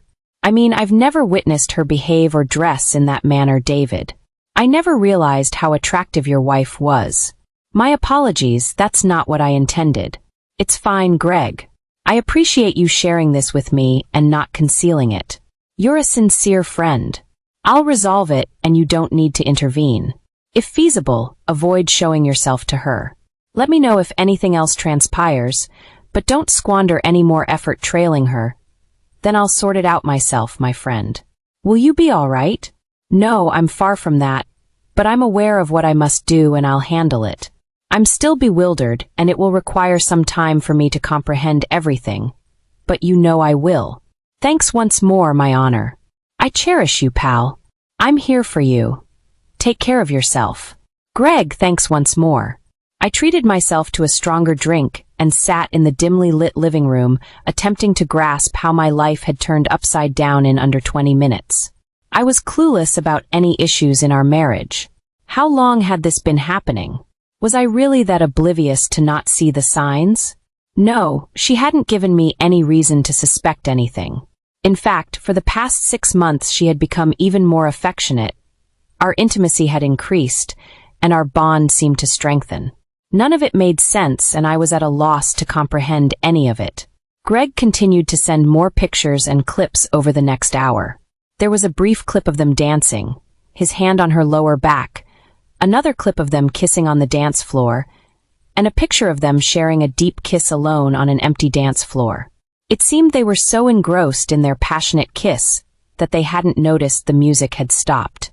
I accepted that it was over between us, but there was still so much I needed to understand. Being an engineer and accustomed to solving problems, I switched into analytical mode and spent the following days devising a strategy. Unexpectedly, Kim called me at 10 p.m. after their last picture was sent.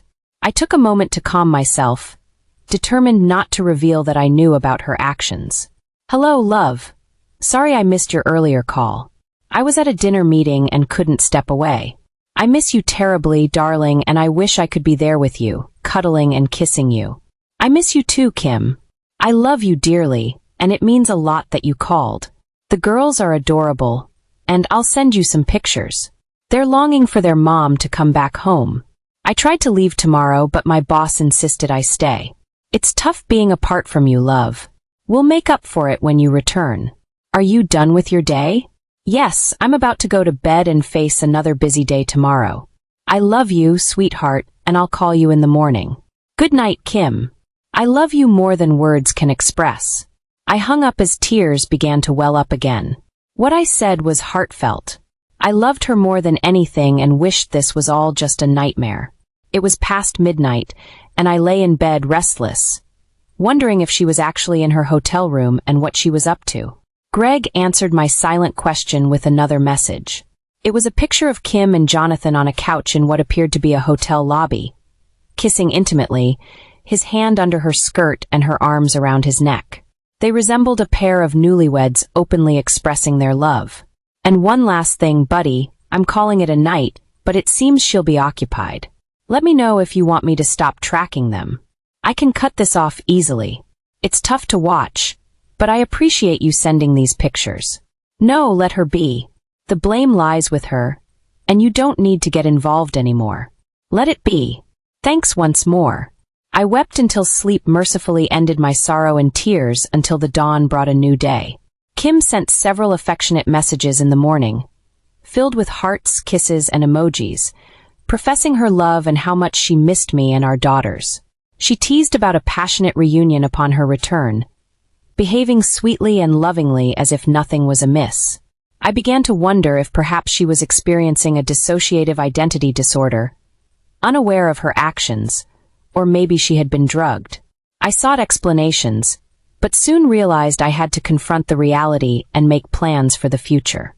She was due back in a few days, and I had to prepare for the confrontation. We spoke multiple times a day, and everything seemed normal. She continued to express how much she missed us and her eagerness to return home. I couldn't decide what was more infuriating, the fact that she had been unfaithful and with another man, or that she had lied about it, making a fool out of me. The pain of seeing her with Jonathan was as deep as the betrayal itself. After receiving Greg's messages and confronting the harsh truth of my wife's infidelity, I took steps to protect myself. As the tech-savvy one in our family, I installed software on her phone that would allow me to track it if it ever went missing. Naturally, I purchased the most recent software available, set it up, and also taught Kim how to utilize it.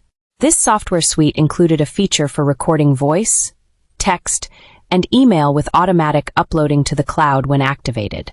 To be clear, my intention for installing this software on my phone wasn't for surveillance purposes, but it ended up being beneficial. Before the incident last night, it never crossed my mind to delve into her private matters, but after that, my trust was forever altered. I felt the need to safeguard the girls and attempt to salvage our marriage if it was at all possible. Thankfully, the girls occupied my time and diverted my thoughts from my deteriorating marriage. Preparing breakfast, cleaning up after them, and engaging in doll play were activities I deeply enjoyed and valued. Handling 3-year-old twins is no easy task, I assure you. It's quite the physical challenge. By 2 p.m., I had managed to get the girls down for their afternoon rest. After taking a shower and tidying up the house, I sat down to catch up. Kim had sent several affectionate messages and mentioned she would call at 5 p.m. after wrapping up for the day. After going through her messages, I accessed the cloud through my laptop, logged into her account, and reviewed everything that had been uploaded since I initiated the monitoring software. I was shocked as I read through the messages sent to Jonathan. Here are excerpts from their conversation. You were incredible last night, love. I eagerly anticipate our next meeting tonight. Thank you, dear. I enjoyed it as well. Can we head back to my room after finishing up before dinner? Certainly, but I need to phone my husband first. I'll be prepared by 5:15. Does your husband suspect anything? Absolutely not. He's convinced I adore him, and I'll ensure he continues to believe that. Our affair has been hidden for over 6 months, and he's completely unaware. I'm adept at handling him, so don't worry. I had to pause reading as my anger mounted. Kitty. Did he call her kitten? That was my endearment for her in our intimate moments. Had she shared that with him as well? How could I have been so naive, so completely deceived? In a moment of rage, I threw my laptop onto a chair, stood up, and let out a yell of frustration. My anger, which I had typically kept in check, now surged uncontrollably. I was about to smash another lamp when the sound of the girls crying jolted me back to my senses. I quickly collected myself, entered their room, and comforted them until they ceased crying and calmed down. I allowed them to play in the living area while I sat with a stiff drink, cleaning up the broken glass from my earlier outburst. In my heart, I knew the marriage had ended and it was time for action. I lacked the strength to listen to any more of their conversations or to inspect the additional files piling up in the cloud, so I decided to continue pretending everything was normal with Kim, just as she had deceived me. My plan was to keep acting as a devoted husband while I devised my next steps. My immediate priorities were to contact a divorce attorney, hire a private investigator, and explore ways to ensure custody of the girls. They were my foremost concern and the only meaningful aspect of my life at this point. Hello, darling, how are the girls? They must be missing their mother terribly. Oh, they're all I can think about all day, and you as well. I'm longing for the moment I can wrap you in my arms. I promise to give you the warmest kiss. I responded, maintaining the act. Oh, my love, you're in my thoughts constantly. I can't wait to embrace my affectionate, attractive wife once more. Soon we'll be together. Somehow I managed to keep my composure, and the call lasted exactly 15 minutes. At 5:15, she ended the call, declaring her love and stating she had to leave for the bus back to the hotel, promising to write later. I adore you, another simple falsehood she was exceptionally skilled at conveying. I adore you too, darling, more than you could ever imagine. The agony of her falsehoods and treachery has now been supplanted by disdain, fury, and wrath.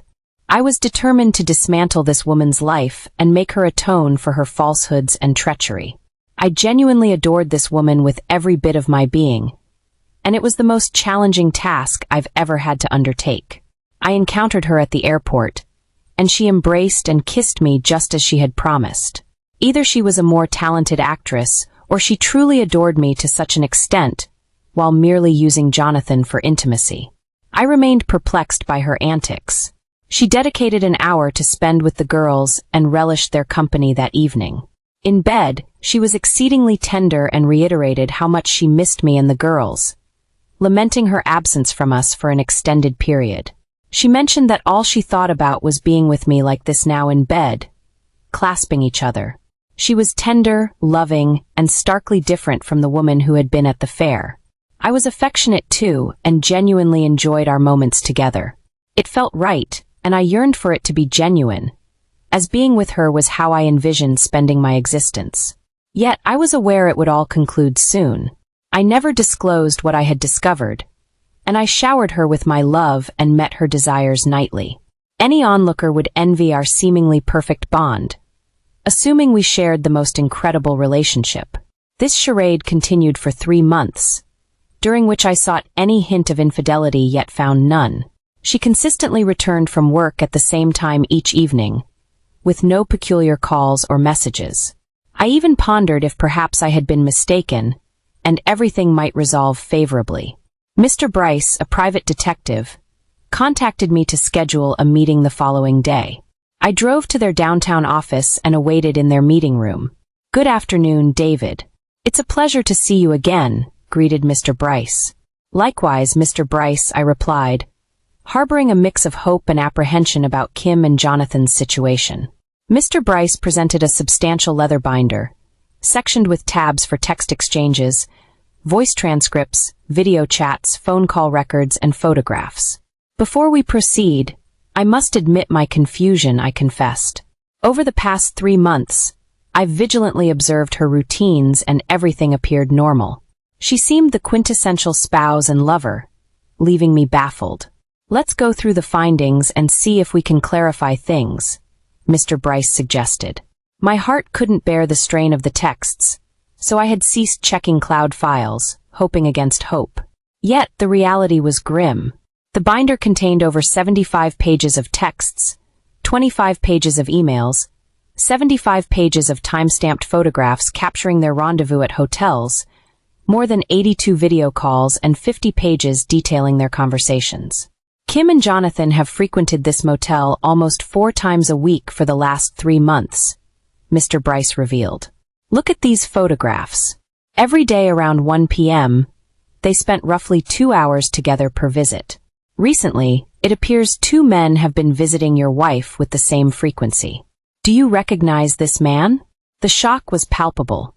Is that Jason Sinclair, the CEO of her company? Are you telling me she's been unfaithful with 2 individuals, including the company's CEO?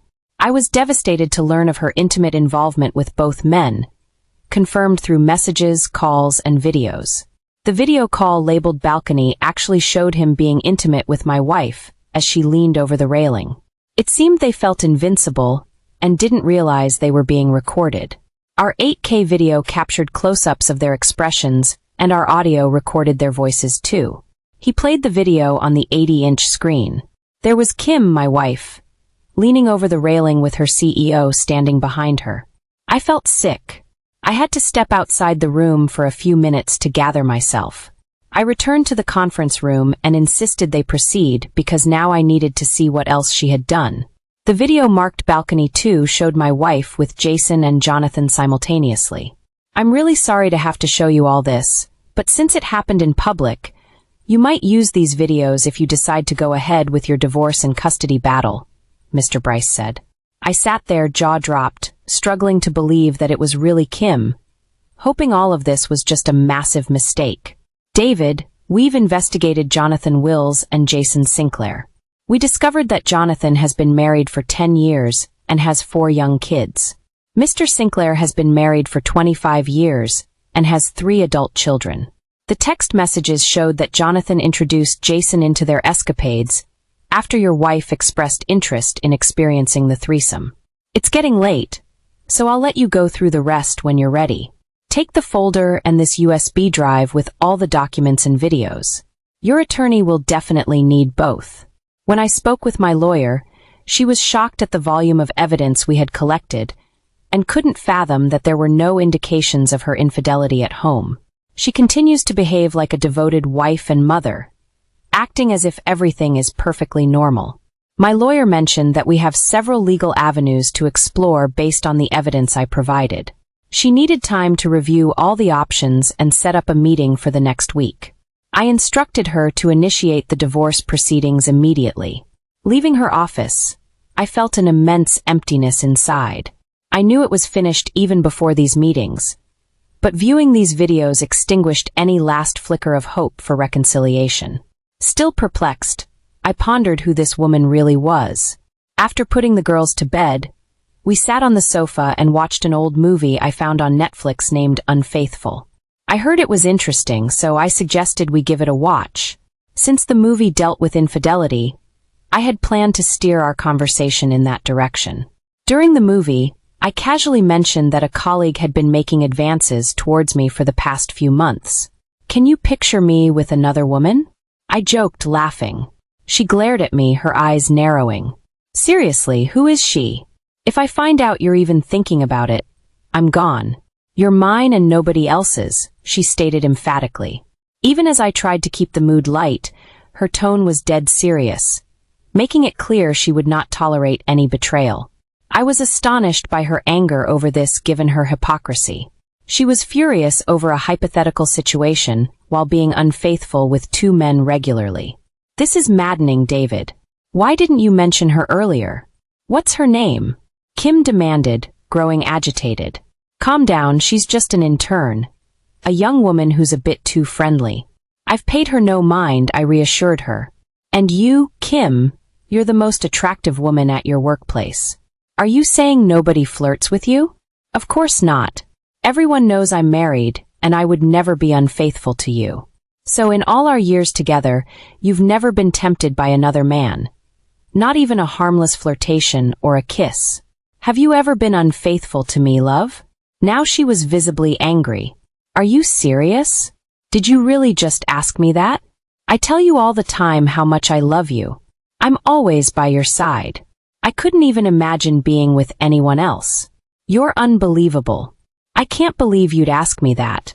I apologized, concurred with her, and we resumed watching the film. I silently chuckled, contemplating how she could have been an exceptional actress given her persuasive demeanor that even cast doubt in my own mind. It was no surprise she excelled in her profession. After a brief moment of calm, she nestled closer to me. Seizing the opportunity, I retrieved my phone, launched the messaging app, and displayed a photograph of Kim and Jonathan intimately embracing on the dance floor, his hand provocatively placed on her. Observing the image, she noticed my distraction. What are you engaged in, David? Why aren't you enjoying the film? Because what I'm observing here seems far more genuine, I replied, muting the film to show her the picture.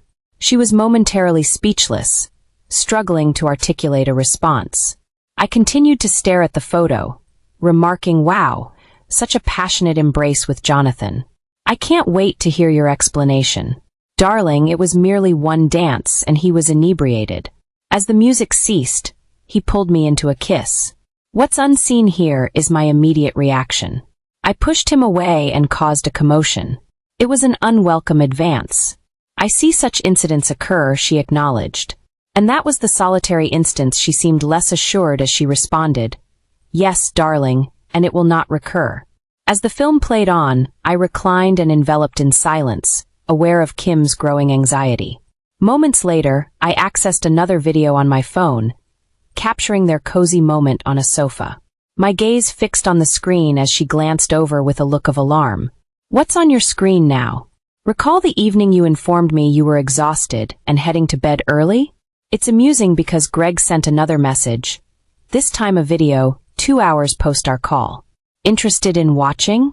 As I played the video, it vividly depicted them kissing, his hands venturing where only I was meant to venture. Eagerly awaiting another explanation, I remarked, no longer angered but amused by her flustered response. Oh, David, I'm deeply remorseful.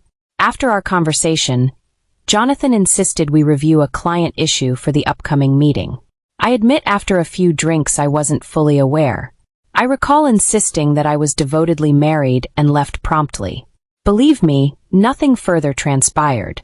That's where the dilemma lies, my dear, I noted, deliberately using my dear to underscore my point, capturing her attention with the term. The issue is, within these short moments, you've deceived me twice. Can you understand my perspective? I'm here by myself and the woman I adore is in not one but 2 photographs, sharing a kiss with her supervisor, all while donning the most daring attire she's ever worn. How do you think that makes me feel, my love? David, I cherish you. This occurred 3 months ago. Why didn't you speak up sooner? Honestly, I was waiting to see if you'd come clean on your own. I wanted to ensure that my spouse was as forthright and transparent as we've always been with one another. But now I see the reality of our situation. Are you concealing anything else? Are you involved with him? Have you fallen for him? I toyed with her, amused by her bewildered reaction and her performance. She began to weep, repeatedly expressing her love for me. Kim, please refrain from insisting how much you love me. I believe you do, and I still have feelings for you, but that's irrelevant to these images. I'm trying to comprehend. Why is there anything else you're not being truthful about? I inquired discreetly, activating the voice recorder on my phone. David, believe me, nothing occurred. Yes, there was a kiss as you saw, but that was the extent of it. Every time I told him it had to stop. I'm unsure what Greg observed or shared with you, but you have to trust me. okay? Stop your crying, darling. I believe you. However, I'm puzzled by your attire that night. You've never dressed like that for me, nor styled your hair and makeup in such a manner. Was it all for him? You haven't answered my question. Do you have feelings for him? Are you contemplating leaving me for him? Kim, please, I need the truth. Her sobbing resumed. No, David. I only have love for you. I never want to lose you. Nothing transpired and I can't explain my choice of clothing. Perhaps it was because all the other women were similarly dressed, and I wished to match their elegance. I'm not entirely sure myself. I was feeling a bit insecure, I suppose. I can understand that. It does make some sense. But why didn't you inform me about your interaction with Jonathan? Especially since by your account nothing significant occurred and you ended it. I didn't want to distress you. After all, he's my employer and I couldn't risk my job over a misunderstanding. Had something serious happened, I would have told you immediately. I embraced her tenderly, allowing her to weep. This was merely the start of a month-long saga of enacting my retribution. That evening, we were intimate and I marveled at her fervor. Distancing myself emotionally, viewing myself merely as another one of her conquests. I didn't intend to forego the pleasure of her company nor alert her to any suspicions. Her performance was remarkable, but at that moment, my concerns were elsewhere. Her zeal was unmatched, evidently striving.